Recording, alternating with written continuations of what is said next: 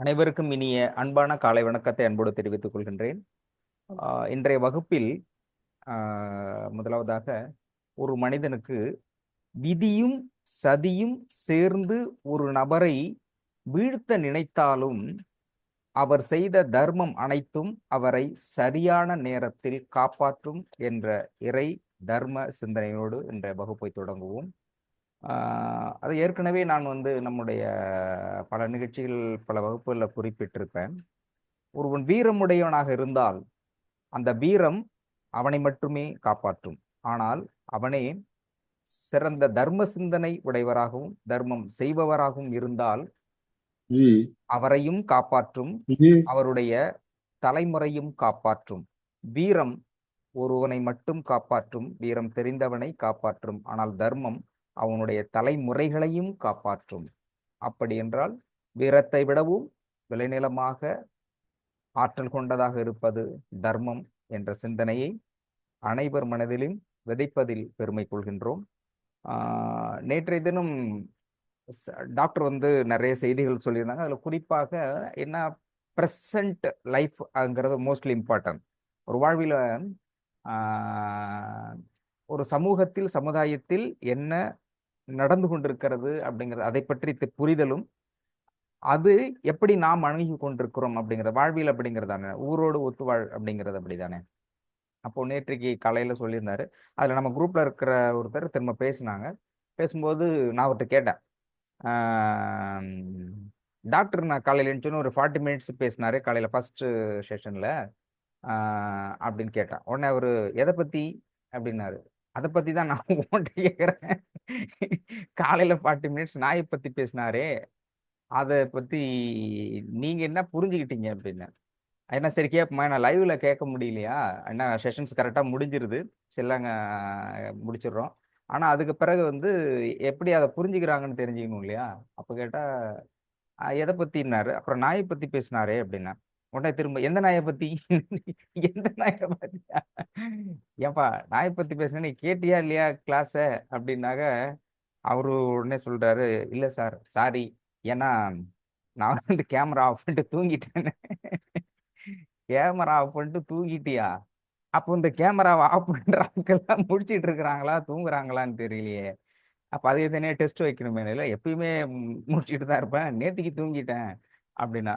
சரி அப்படி இல்லை, இந்த காலையில எழுந்திருக்க அவர் அதான் சொல்றாரு, காலையில எழுந்திருக்கணும்ன்றாரு, எழுஞ்சிட்டேன், கிளாஸ்ல அட்டன் பண்றது ஆன் பண்ணிட்டேன், நான் லைவ்லி ப்ரெசென்ட்ல தானே இருக்கேன்.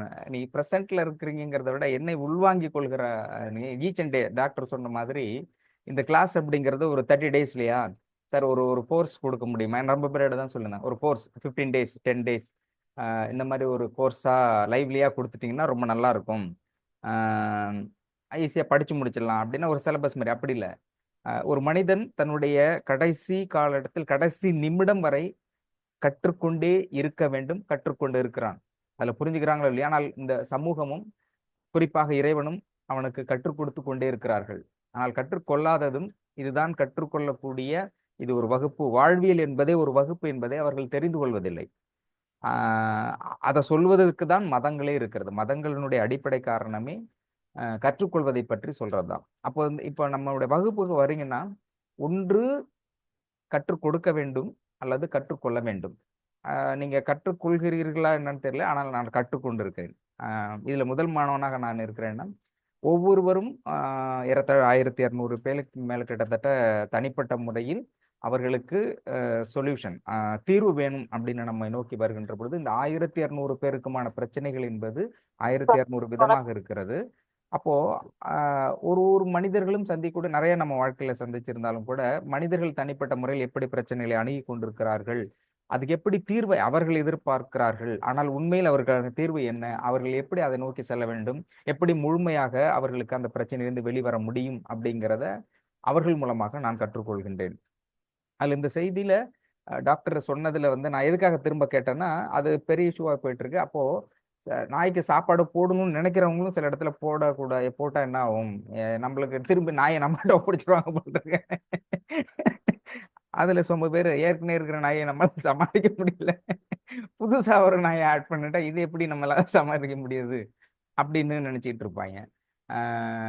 நாய் அப்படிங்கிறது நன்றி உள்ளது. ஏன்னா அந்த இடத்துட்டு நான் அதை பற்றி குறிப்பிட விரும்புறது என்னன்னா, உணவு சங்கிலி தொடர். ஆக்சுவலி நான் வேற டாபிக் இருந்தாலும் இதை சொல்லணும் அப்படிங்கிறதுக்காக உணவு சங்கிலி தொடர்ன்னு இருக்கு. இயற்கையினுடைய படைப்பில் எந்த சூழ்நிலையும் எதை பற்றியுமே நம்முடைய பார்வையில வந்து இது தப்பு, இது சரி அப்படின்னு சொல்லலாம்.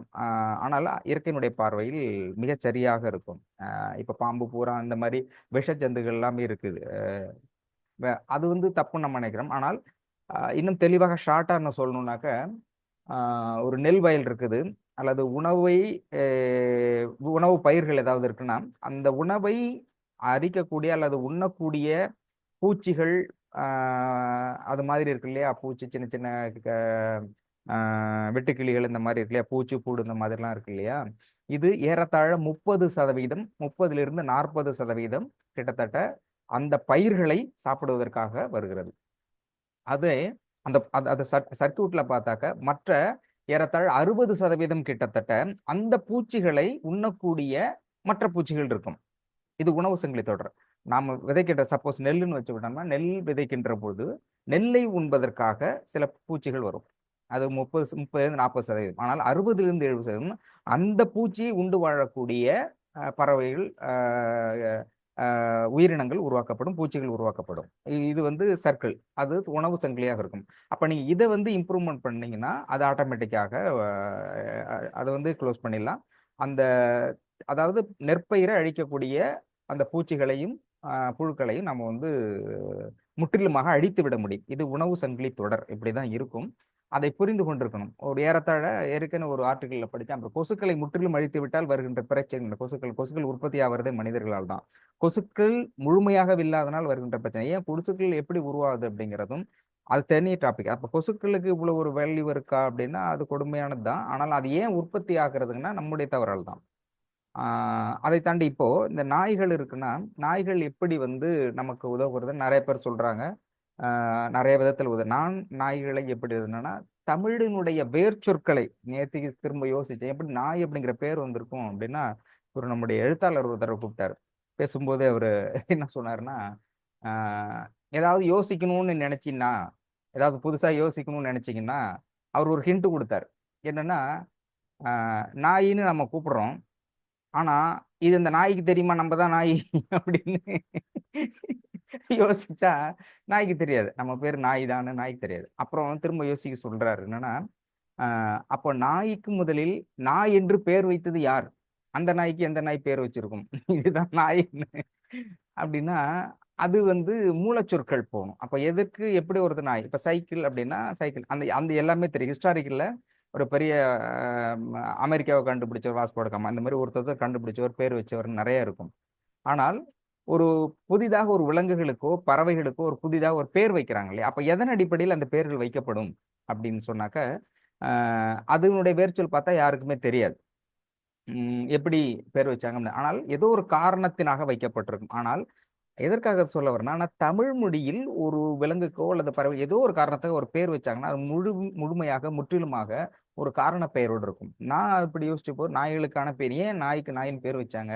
அப்ப அந்த அளவுக்கு டைம் இருக்கா நாய்க்கு நாய் பேர் வைக்கிற அளவு யோசிக்கிறதுக்கு அப்படின்னா, இருந்தாலும் ஒரு 10 நிமிடம் இருக்கும்போது சரி இதை பத்தி ஏன் இப்ப நாய்க்கு உணவளிக்க கூடாது தெருநாய்களுக்கு அப்படின்னு உச்சநீதிமன்றம் சூமோட்டாவா வந்திருக்காங்க. அந்த கேள்விக்கு வரும்போது முதல்ல நம்ம ஆட்கள் வந்து ரொம்ப நாய்க்கு புனிதமான இடத்துல வச்சிருக்காங்க. வரலாற்று பூர்வமாகவும் இலக்கிய ரீதியாகவும் நாய்களுக்கு முக்கியத்துவம் கொடுக்கப்பட்டிருக்கு. இன்றைக்கும் கூட நன்றி உணர்வில் முதலிடத்தில் இருக்கிறது நாய். அப்ப நாயின்னு பேர் இருக்கும்போது அப்போ மனிதர்கள் தான் உண்ணக்கூடிய உணவை, மீதம் இருக்கின்ற உணவை வைக்கின்ற இடம் அப்படிங்கிறது வீட்டுக்கு வெளியில போடுவாங்க. சில நேரம் சாப்பிட்ட பழைய உணவு, அதை விட அதுல வந்து பாக்டீரியா, ஃபங்கஸ் மனிதர்களுக்கு உண்ணுகின்ற உணவில் ஒத்துக்கொள்ளாத, அவர்களுக்கு ஒத்துக்கொள்ளாத உணவு, அதை சாப்பிட்டால் நோய் வரக்கூடிய அளவுக்கு இருக்கின்ற எந்த உணவாலும் நாய்களுக்கு போட்டால் நாய்கள் செரித்துவிடும். அதை விடவும் இன்னும் ரொம்ப கீழே பேஸ் உச்சகட்டத்துல இறங்கி சொல்லணும் அப்படின்னா, மனிதர்களுடைய மலத்தை உண்டு செரித்து அதனால் வருகின்ற நோயை பிறருக்கு பரவாமல் தடுக்கின்ற மிகப்பெரிய காப்பவனாக இருப்பது நாய். இப்ப எவ்வளவு பெரிய மோசமான ஒரு சூழல்ல இருக்கக்கூடிய உணவை எடுத்துக்கொண்டு அந்த நோய்களை பரவாமல் காக்கக்கூடிய ஒரு புனிதமான இடத்தை செய்யக்கூடிய இடத்தில் இருப்பது நாய்களாக இருக்கிறது. அப்போ அதனால் நான் என்ன யோசித்தேன் தனிப்பட்ட முறையில், நோய்களிலிருந்து மனிதனை காக்கக்கூடியது நாய்களாக இருக்கும். அப்போ நோய் என்ற வார்த்தையிலிருந்து தான் நாய் அப்படிங்கிற வார்த்தையே வந்திருக்கலாம் அப்படிங்கிறது. ஏன்னால் நோய்க்கு மட்டுமல்ல, அதை விடவும் மனிதர்களுக்கு நன்றி உணர்வோடு இருக்கக்கூடியதும், மனிதர்களுக்கு பாதுகாப்பாக இருக்கக்கூடியதும், தன்னுடைய உயிரை கொடுத்து உயிரை காக்கக்கூடிய ஒரு மிகப்பெரிய ஜீவனாக இருக்கக்கூடியது. ஜீவன் என்றால் உயிர். மனிதனுக்கு உயிருக்கு உயிராக இருக்கக்கூடிய மிகப்பெரிய இடத்தில் நாய்கள் இருக்கிறது. அப்போ அப்படிப்பட்ட ஒரு நாய்களுக்கும்போது உச்சநீதிமன்றம் சூமோட்டாவா வழக்கு எடுத்திருக்கு. பரவாயில்ல, வரவேற்கக்கூடியது. ஆனால் அவங்க என்ன சொல்றாங்கன்னா, இந்த மாதிரி தெரு நாய்களுக்கு உணவளிக்கிறது அப்படிங்கிறது தப்பு. அதுக்கு பதில் நீ காப்பகத்துல விடுங்க, பர்டிகுலரா பராமரிங்க அப்படின்னு சொல்றாங்க.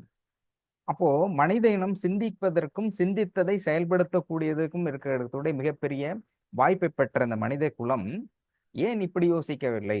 நாய் நாய்க்கு வெறி பிடிக்குது, ரேபிஸ் வெறி.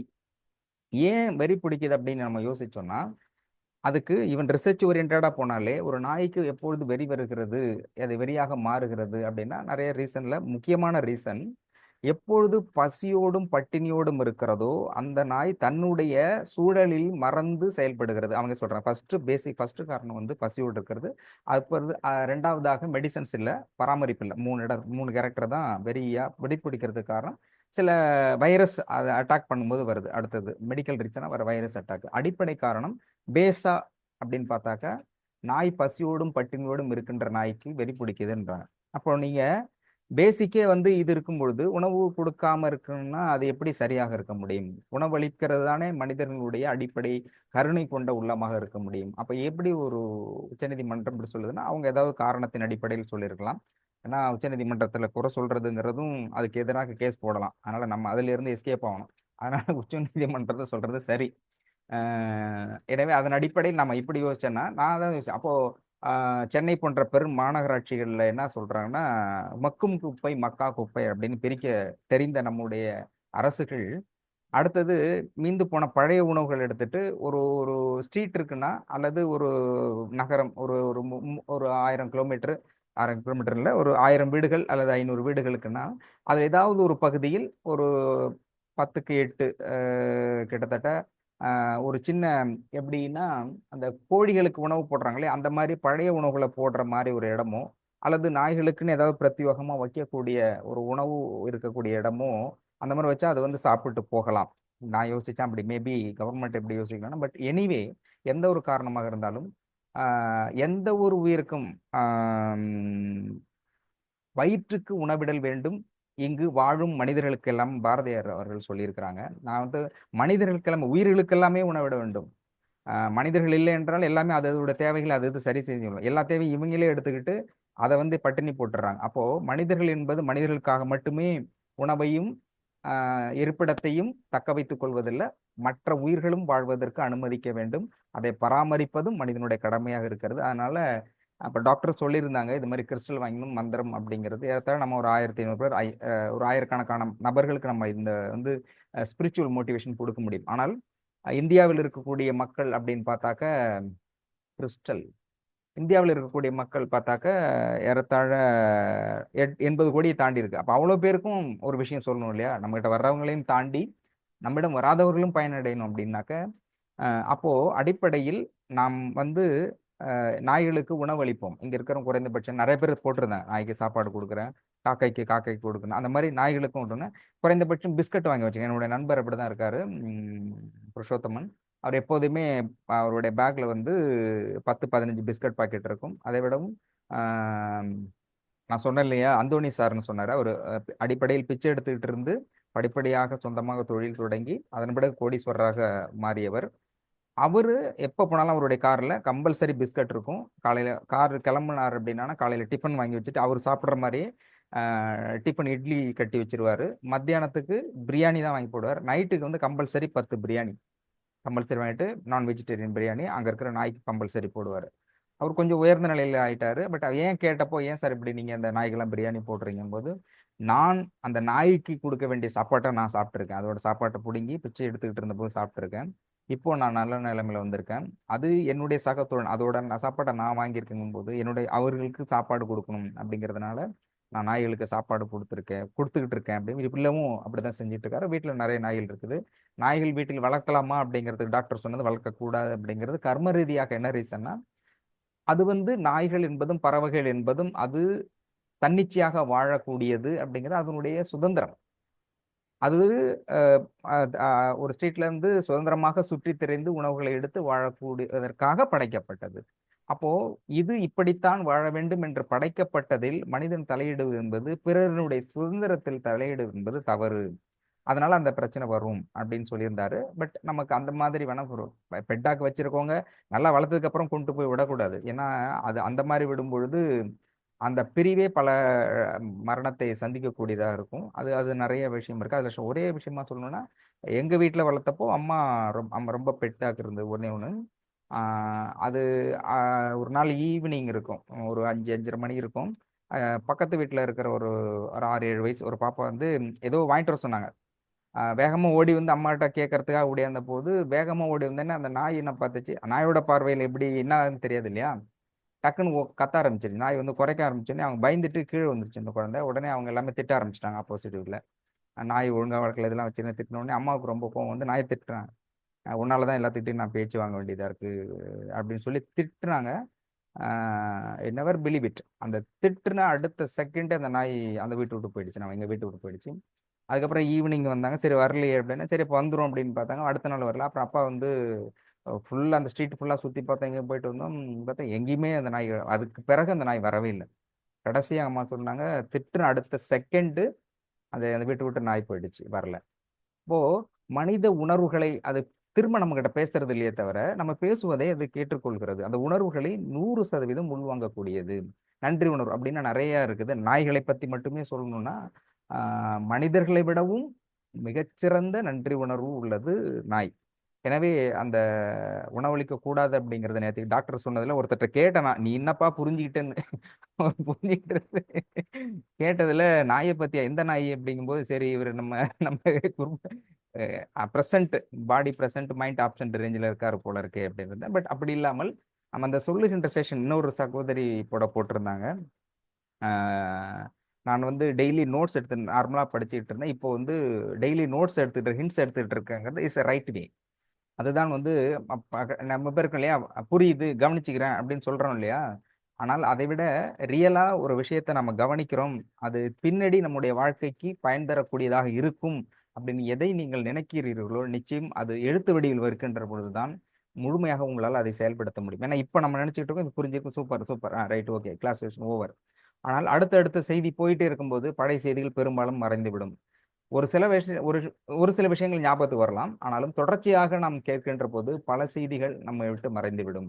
அப்போ நீங்க ஒரு 1.5 மணி நேரம் முழுமையாக அதை கேட்கிறோம் அப்படின்னாக்க, அதுல உங்களுக்கு ஃபாலோ பண்ணக்கூடிய விஷயம் அல்லது புதுமையான விஷயம் அல்லது சந்தேகம் இருக்கக்கூடிய விஷயம் 1 2 3 நம்பர் போட்டு நீங்க பேஜில் எழுதுறீங்க அப்படின்னா, எனக்கு தெரிஞ்சு ஒரு சிலர் எழுதிட்டு இருக்காங்க அப்படின்னு நினைக்கிறேன். பெரும்பாலானவர்கள் எழுதுறதில்ல. பட் கவனிக்கிறாங்க. ஆனால் கவனித்தல் என்பது மாறிவிடும்.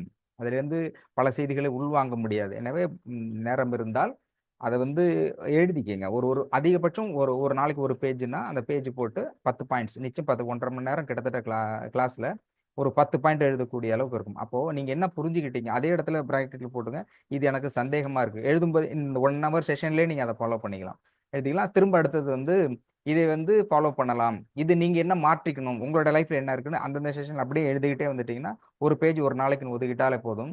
நீங்க ஒரு புத்தகம் மாதிரி எழுதலாம். நீங்களே இதை பற்றி நீங்க என்ன கத்துக்கிட்டீங்களோ அது உங்களுடைய லைஃப்ல இம்ப்ளிமெண்ட் பண்றீங்க. எது இதெல்லாம் தவறு இருந்தது, இது எப்படிலாம் மாறிக்கிட்டீங்க அப்படிங்கும்போது ஒரு புத்தகம் ஏறத்தாழ ஒரு 100 பக்கம் முடியுதுன்னு வச்சுக்கலாம். 100 பக்கத்துக்கு பிறகு அதை ரிவ்யூ பண்ணி அதை நீங்களே போட்டீங்கன்னா, நீங்களே ஒரு புத்தகமாக மாறக்கூடிய வாய்ப்பு உள்ள அளவிற்கு இங்க நிச்சயமாக செய்திகள் கொடுக்கப்படுகிறது. நான் சொல்றது டைம் பாஸ்க்கு ஒரு விஷயத்த சொல்லிட்டு இருக்கேன். பட் டாக்டர் சொல்ற விஷயங்கிறது, திரும்பவும் சொல்றது, மற்ற இடங்களில் சொல்லப்படுவதை போன்று நார்மலா போறது கிடையாது. பல்வேறு செய்திகள், அதுவும் இன்னும் தெளிவா சொல்லும்போது டாக்டர் பலமுறை என்கிட்ட சொல்லிட்டு இருக்காரு, இந்த உலகம் உள்ள அளவுக்கு கடைசி வரைக்கும் ஆன்மீகம் என்றால் என்ன, ஒரு மனிதன் எப்படி வாழ வேண்டும், நோய் இல்லாமல் எப்படி வாழ வேண்டும் என்பதற்கும், ஆரோக்கியத்தோடு அப்படி சொல்வதை விட ஆரோக்கியமாக வாழ வேண்டும் என்பதற்காகவும், குடும்ப உறவுகளோடு அன்பாக வாழ்வதற்கும், பொருளாதார தேவைகளை சரியாக எப்படி சம்பாதிப்பது என்பதை பற்றி மிக தெளிவாக கர்ம ரீதியாக விளக்கக்கூடிய மிகப்பெரிய பணி இந்த பணி அப்படின்னு சொல்லியிருக்கிறாங்க. அதனால தான் இவ்வளோ இம்பார்ட்டன்ட் கொடுத்து செய்யப்படுகிறது.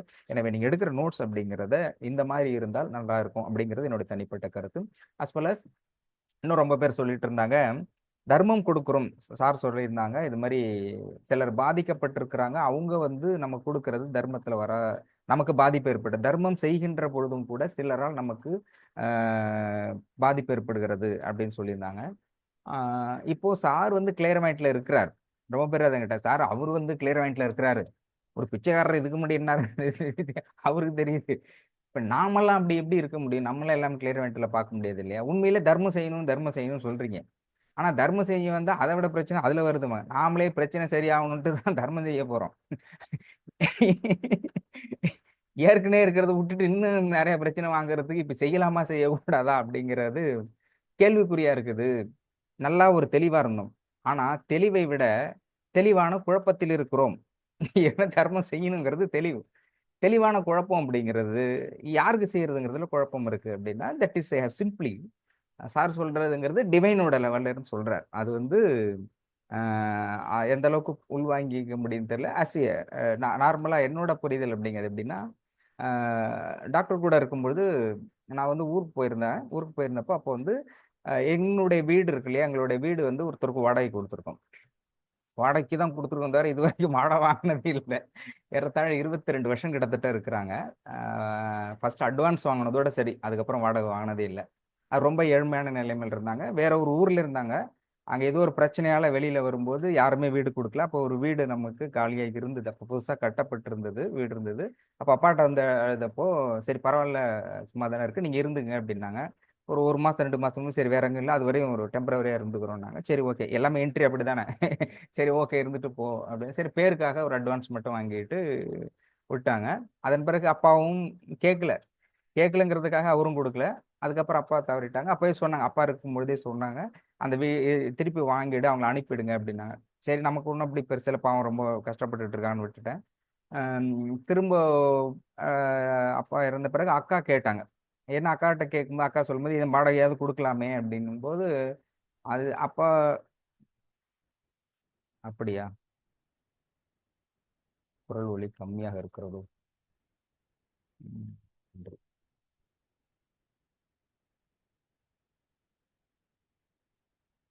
வாய்ஸ் கரெக்டா இருக்கா? கம்மியா இருக்கிற மாதிரி சொன்னாங்க, வாய்ஸ் கரெக்டா இருக்கா? நன்றி நன்றி. கரெக்டா இருக்கு சார். நன்றி மேடம், நன்றி. வாய்ஸ் போட்டிருந்தேன், ஓகே நன்றி. அப்போ அப்பா வந்து தவறிய பிறகு வந்து ஏன்ட்ட அக்கா கேட்டிருந்தேன். அக்கா கேட்கும்போது அதாவது வார்த்தைங்கிறது ரொம்ப ரொம்ப அபூர்வமானது, அதை எப்படி பயன்படுத்துறோம் is like that god. Ambedkar வந்து சட்டத்தை பற்றி சொல்லும்போது is a double edge weapon அப்படின்னு மென்ஷன் பண்ணுவார், இந்திய அரசியலமைப்பு சட்டத்தை. அதை எப்படி பயன்படுத்துகிறோம் என்பது சரியாக பயன்படுத்தினால் எதிரியை வீழ்த்தலாம், தவறாக பயன்படுத்துற உன்னையே அது கொள்ளுகின்ற அளவுக்கு டபுள் எட்ஜ் வெப்பன் அப்படிங்கிற வார்த்தைகளும் அப்படிதான் எப்படி பயன்படுத்து. அப்போ அக்கா கேட்குறாங்க இது மாதிரி, ஒன்றும் காலி பண்ணிக்கங்க இல்லை பணம் கொடுங்க அப்படின்னு கேட்டப்போ, என்கிட்ட இருந்தால் தான் கொடுக்க முடியும், இருக்கிற வர்றப்போ கொடுக்குறேன் அப்படின்னு அக்கா கோபமாயிட்டாங்க. அப்போ உடனே நீ காலி பண்ணுனேன். அப்போ என்கிட்ட சொன்னாங்க, நீ இது சொல்லுப்பா அப்படின்னு. சரி பரவாயில்ல, அவர் கஷ்டப்பட்டுட்டு இருக்காரு விட்டுருங்க அப்படின்னு என்ன திட்ட ஆரம்பிச்சிட்டாங்க. என்ன நீ அதையும் கேட்க மாட்டேங்கிற. நான் அப்புறம் அம்மா திட்ட ஆரம்பிச்சிட்டாங்க, அப்பாவும் அப்படித்தான் இருந்தாங்க, நீ அதை விட மோசமா இருக்கிற அப்படின்னு திட்டு. சரி பரவாயில்ல போனப்போ விட்டுட்டு போனப்போ, அப்போ டாக்டர்கிட்ட நான் சொல்லிட்டு நான் போகும்போது, டாக்டர் வந்து எனக்கு வந்து ஃபினான்ஷியலில் வர வேண்டிய லிஸ்ட்டும் கொடுத்துருந்தேன், எனக்கு நான் வர வேண்டிய பணம் எல்லாம் இருந்து. அப்போ ஊருக்கு போகும்போது சொன்னாங்க, ஒரு வாரம் ஆனாலும் தங்கி டாக்டர் சொல்றாருன்ட்டு அந்த வீடு இருக்கு இல்லையா, அந்த வீட்டுல மொத்தமாக பணத்தை உடனே வாங்கிக்கிட்டு வாங்க, அந்த சேல்ஸ் உடனே பண்ணிடுங்க. ஒருவேளை அந்த வீட்டுலாம் சொன்னா அவர் ரொம்ப கஷ்டப்பட்டு, ஒருவேளை அப்படி இல்லைன்னா அவர் காலி பண்ணிட்டு வேற யார்ட்ட சேல்ஸ் பண்ணிட்டு வாங்க அப்படின்னாரு. அவர் வந்து நிச்சயமா அவர்கிட்ட பணம் இல்லை, கொடுக்க முடியாது, எனக்கு நல்லா தெரியும். ரெண்டாவது வந்து சேல்ஸ் ஆப்ஷன் இருக்கு, சரி அப்படி போகலாம் அப்படின்ட்டு வீட்டுக்கு போயிட்டு அக்காட்டெல்லாம் சொன்னோடனே, வெரி குட் வெரி குட், இப்போதான் நீ ஒழுங்கா ஃபார்ம்ல வந்துருக்க, உனக்கு யாரோ சொல்லி கொடுத்துருக்காங்க, அப்பதான் நீ கேட்டிருக்க, இல்லைன்னா உனக்கு அந்த வேலையெல்லாம் பண்ண மாட்டேன், நீ முதல்ல இதை செய் அப்படின்னாங்க. பொங்கலுக்காக ஊருக்கு போயிருந்தேன். அப்போ ஒரு இருந்து 2 3 நாள் லீவ் இருக்கிறதுனால தங்கியிருந்தேன். சரிட்டு போயிட்டு அவர்கிட்ட பேசினேன், இந்த மாதிரி ஒன்று பணத்தை கொடுங்க, இல்லைன்னா வந்து சேல்ஸ் பண்றேன் அப்படின்னானே. சரி நான் ஒன்று வந்து கொடுக்குறேன் இல்லை ஏதாவது சொல்லணும் இல்லையா. நான் சொல்லிட்டு வந்த பிறகு அந்த அம்மா, வீட்டில் இருக்க அம்மா வந்து இன்னொரு பக்கத்து வீட்டுல சொல்றாங்க, இந்த மாதிரி திரும்ப ஏதாவது திரும்ப திரும்ப வந்து கேட்டாக்கா நான் மணல் ஊத்தி கொளுத்திடுவேன் அப்படின்னு அவங்கள்ட்ட சொல்லியிருக்காங்க. மணல் ஊத்தி கொளுத்தி எறிஞ்சிருவேன் அப்படின்னு சொல்லியிருக்காங்க. அது லேட்டரான எனக்கு செய்தி வந்தது. ஆம், ஒரு ஒரு வாரம் கிட்டத்தட்ட இருந்தேன், வரல. சரின்ட்டு ரெண்டாவது தடவை அப்புறம் என்னன்னா வீரபாண்டிய கட்டமும் ஒரு பயங்கரமா கோவத்தை ஏத்திக்கிட்டு வீரசாரமா போய் முதல்ல வந்து பாத்திரத்தெல்லாம் வெளில அனுப்பி விட்டு அவங்கள வெளியே துரத்தணும் அப்படின்னு சொல்லிட்டு அங்க ஊர்ல முக்கியஸ்தர்கள்லாம் கூப்பிட்டுட்டு போறேன். கூட்டிட்டு போயிட்டு வச்சுட்டு கோவமா பேசுறேன். கோவமா பேசுறதுக்காக போறேன். நான் அப்படியே வீரபாண்டிய கட்டபொம்மன் மாதிரி போறேன். போயிட்டு உள்ள போன உடனே அவர் இருக்கிறார் இல்லையா, அவருடைய பெரிய மருமகன் ஆக்சிடென்ட்ல இறந்துட்டாரு. அப்போ அவர் இறந்து 8 வருஷம் கிட்டத்தட்ட. அவங்க மருமகள் இருக்கிறாங்க, 2 பெண் குழந்தைகள் இருக்கு. கோவமா பேசினோடனே அந்த அந்த குழந்தைங்க எல்லாம் வெளில வர்றாங்க.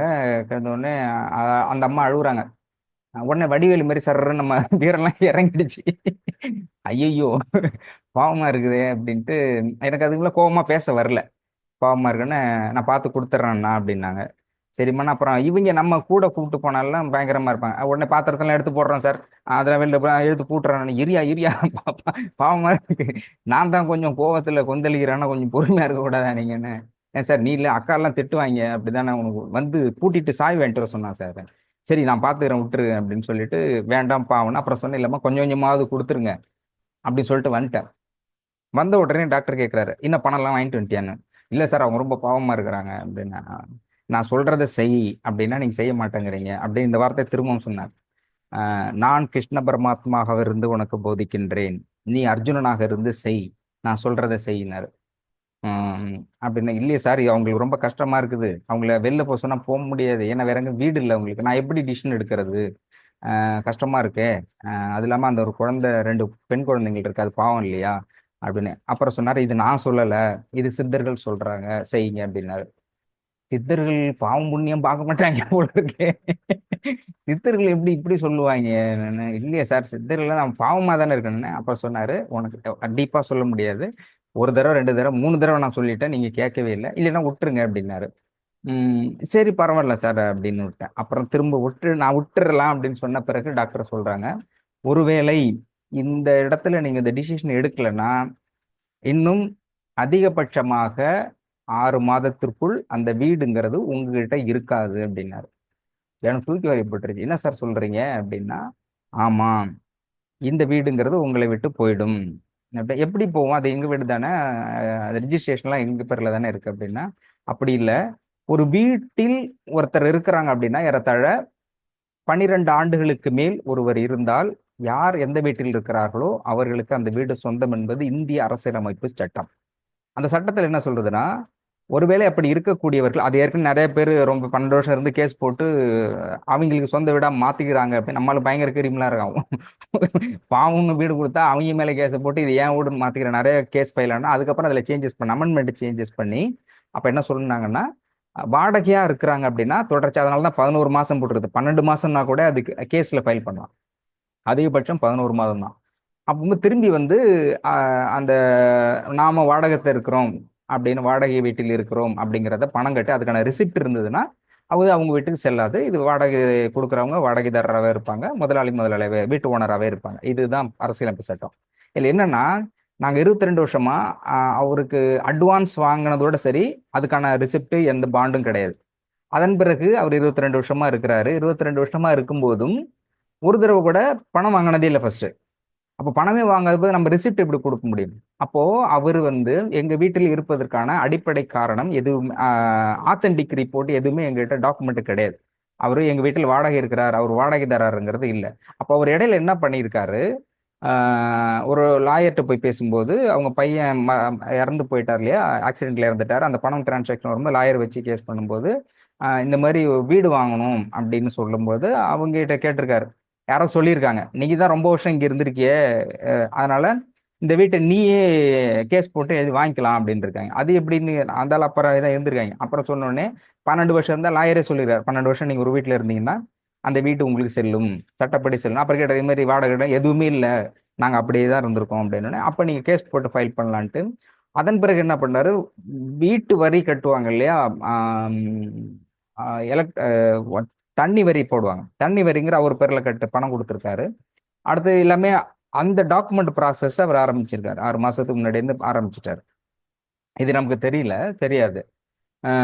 பட்டு அவர் இது ஆரம்பிச்சுட்டு சொல்லும்போது எந்த லாயர் இருக்காரோ அந்த லாயரோட ஜூனியருங்கிறவர் என்னை பார்த்துருக்காரு. அவர் வந்து தேமுதிகவில் இருந்து கேப்டன் கூட இருந்திருக்காரு. அப்புறம் சொன்னார், சார் இவர் வந்து சார் வந்து கேப்டன் டிவியில் சீனியர் பொலிசியல் கரஸ்பாண்டன்ட் இருக்காரு, எல்லாருக்கும் தெரியும், பார்த்துருக்கேன். ஏன் சார் ஒரு பாவம்னு உங்களுக்கு கொடுத்துருக்காங்க, ஒரு வீட்டில் வாடகை கொடுக்காம உலகத்துல ஏன்னா விடுவானா, அப்படி இருக்கவங்கள்ட்ட போய் எழுதுவாங்கிறே தப்பு இல்லையா அப்படின்னோடனே, இல்லை இல்லை வாங்கிட்டு அப்புறம் வேணா கொடுத்துக்கலாம், ஃபர்ஸ்ட் நம்ம பேரில் ரிஜிஸ்டர் பண்ணிக்குவோம் அப்படின்னு இருக்காங்க. பட் யாருமே என்கிட்ட சொல்லலை. அப்போதான் டாக்டர் சொன்னாரு, உங்ககிட்ட எந்த ரெக்கார்ட்ஸுமே கிடையாது.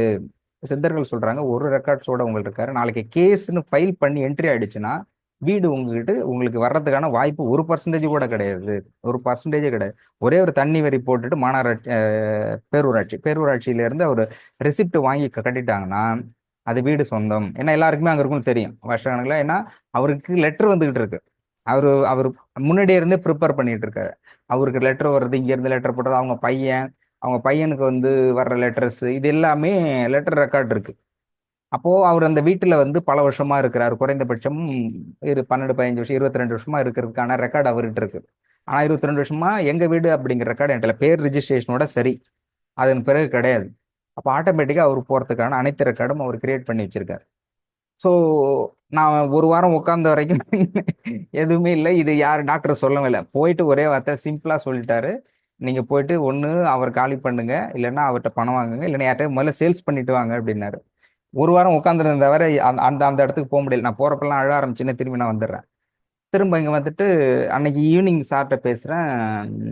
அப்புறம் உங்க டிசிஷன் நீங்க எப்படின்னு நடத்துங்கன்னா, இதுக்கப்புறம் எப்படி சும்மா இருக்க முடியும். உடனே வந்து அடுத்த நைட்டே கிளம்புறேன். அடுத்த நைட்டு திரும்ப போயிட்டு வந்து அவர்கிட்ட பேசுறேன் நான். நான் என்ன நான் நம்ம கொஞ்சம் யோசிக்கணும் இல்லையா, இதுக்கப்புறமா அது யோசிக்கலன்னா மூளையே இல்லைன்னு அர்த்தம். உடனே அங்கே போயிட்டு வந்து திரும்ப அவங்கள கூப்பிட்டுட்டு, அப்போ அக்கா எல்லாமே ஊருக்கு போயிட்டாங்க, நான் மட்டும் போகிறேன். நான் மட்டும் போயிட்டு திரும்ப அங்கே ஊரில் முக்கிய பிரமுகர் எல்லாமே கூப்பிட்டுட்டு எல்லாத்தையும் கூப்பிட்டு திரும்ப அப்புறம் எல்லாம் சொன்னாங்க, ஏப்பா நீ தான்ப்பா வேண்டான்னு சொல்லி திரும்பவும் போயிட்டு என்னப்பா கூப்பிடுறவன் நினச்சி நினச்சி ஒன்று சொல்லிட்டு இருக்கேன் என்னன்னு. இல்லைப்பா முக்கியமாக ஒரு விஷயம் இருக்குது அப்படின்னு சொல்லிட்டு கூப்பிட்டு அவரை வச்சுக்கிட்டு எல்லாத்தையும் கூப்பிட்டு பேசினேன். நான் என்ன சொன்னேன்னா, அப்பதான் சொன்னேன் அந்த அம்மாட்ட சொன்னவங்க என்கிட்ட சொன்னாங்க, இது மாதிரி மண்ணெண்ணெய் ஊற்றி கொடுத்தீங்க, ஏம்மா உனக்கு பாவம்னு தான் நான் கொடுத்துருக்கேன். ஈவன் அந்த சுச்சுவேஷன்ல பணம் வேணும் அப்படின்னு கேட்டப்போ நாங்க யார் வீட்டில் கொடுத்துருக்கோமோ அந்த அம்மாவுடைய சொந்த தம்பி இந்த வீடு வேணும் அப்படிங்கிறதுக்காக நான் கேட்டப்போ கேட்டிருக்காரு. இவங்க பணம் கொடுத்துருக்காங்க, அந்த பையன் இறந்ததுக்கு போ அந்த பணம் வந்திருக்கு இல்லையா, அந்த பணம் கொடுத்துருக்காங்க. அது அந்த இடையில இன்னொன்னு டாக்டர் சொன்னாரு, அவருக்கு பணம் இல்லாமல் இல்ல, பணம் அவங்ககிட்ட இருக்கு அப்படின்னாரு. பணம் இருக்கு அவங்ககிட்ட, பணம் இருந்துகிட்டு தான் கொடுக்கல அப்படின்றார். எப்படின்னா அந்த பையன் இறந்ததுக்கான வந்து 8 லட்சமோ 12 லட்சமோ கிட்டத்தட்ட பணம் வந்திருக்கு. அந்த பணம் இருக்கு பேங்க்ல, அதுல வேற எதுக்கும் செலவு பண்ணிருக்காங்க. அந்த பணத்துல வந்து அந்த வீட்டுல இருக்காங்களே அந்த அம்மாவோட தம்பிக்கு கொடுத்துருக்காங்க. அந்த தம்பிக்கு பணம் 2 லட்சம் கொடுத்துருக்காங்க, பணம் கொடுக்கல. இவங்க கேட்டிருக்காங்க, சரி இது மாதிரி கேட்கறாரு ஏதோ பணம் கொடுக்கணும், அந்த பணத்தை திருப்பி கொடுன்னு கேட்கும்பொழுது அவர் சொல்லியிருக்காரு, நீ எனக்கு அக்காவே இல்லை, நான் உனக்கு தம்பி இல்லை, எப்போ நீ பணம் கேட்டியோ உனக்கு எனக்கும் உறவே இல்லைன்னு சொல்லியிருக்காங்க. 2 லட்சம் திருப்பி கேட்டதுக்கு, கொடுத்த பணத்தை திருப்பி கேட்டதுக்கு.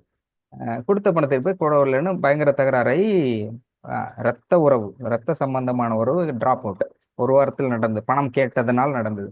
அதே மாதிரி அந்த வீட்டுல தங்கியிருக்காரு இல்லையா, அவருடைய மகன்கிட்ட கேட்கிறாரு.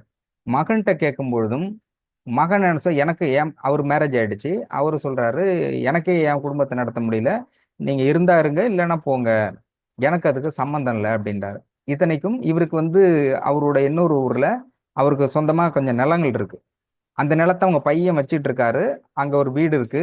அந்த வீட்டுல அவங்களுக்கு கொஞ்சம் நில சொத்து இருக்குது அவங்களுக்கு. ஆஹ் எல்லாத்தையும் சேல்ஸ் பண்ணா பணம் கொடுக்க முடியும், சேல்ஸ் பண்ணா கொடுக்க முடியும். நான் கேட்கல, எனக்கு அதுக்கப்புறம் தான் தெரியும் அது. போனாக்க அந்த அம்மா வந்து அவங்க செட்டில் ஆயிட்டாங்க. பையன் பையன் இருக்கான், நான் இருக்கேன். அடுத்த பையனோட அந்த பணத்தை வந்து இறந்து போறவனோட பணத்தை வந்து அவர் கொடுத்துருக்காங்க, சில விஷயங்கள் பண்ணியிருக்காங்க.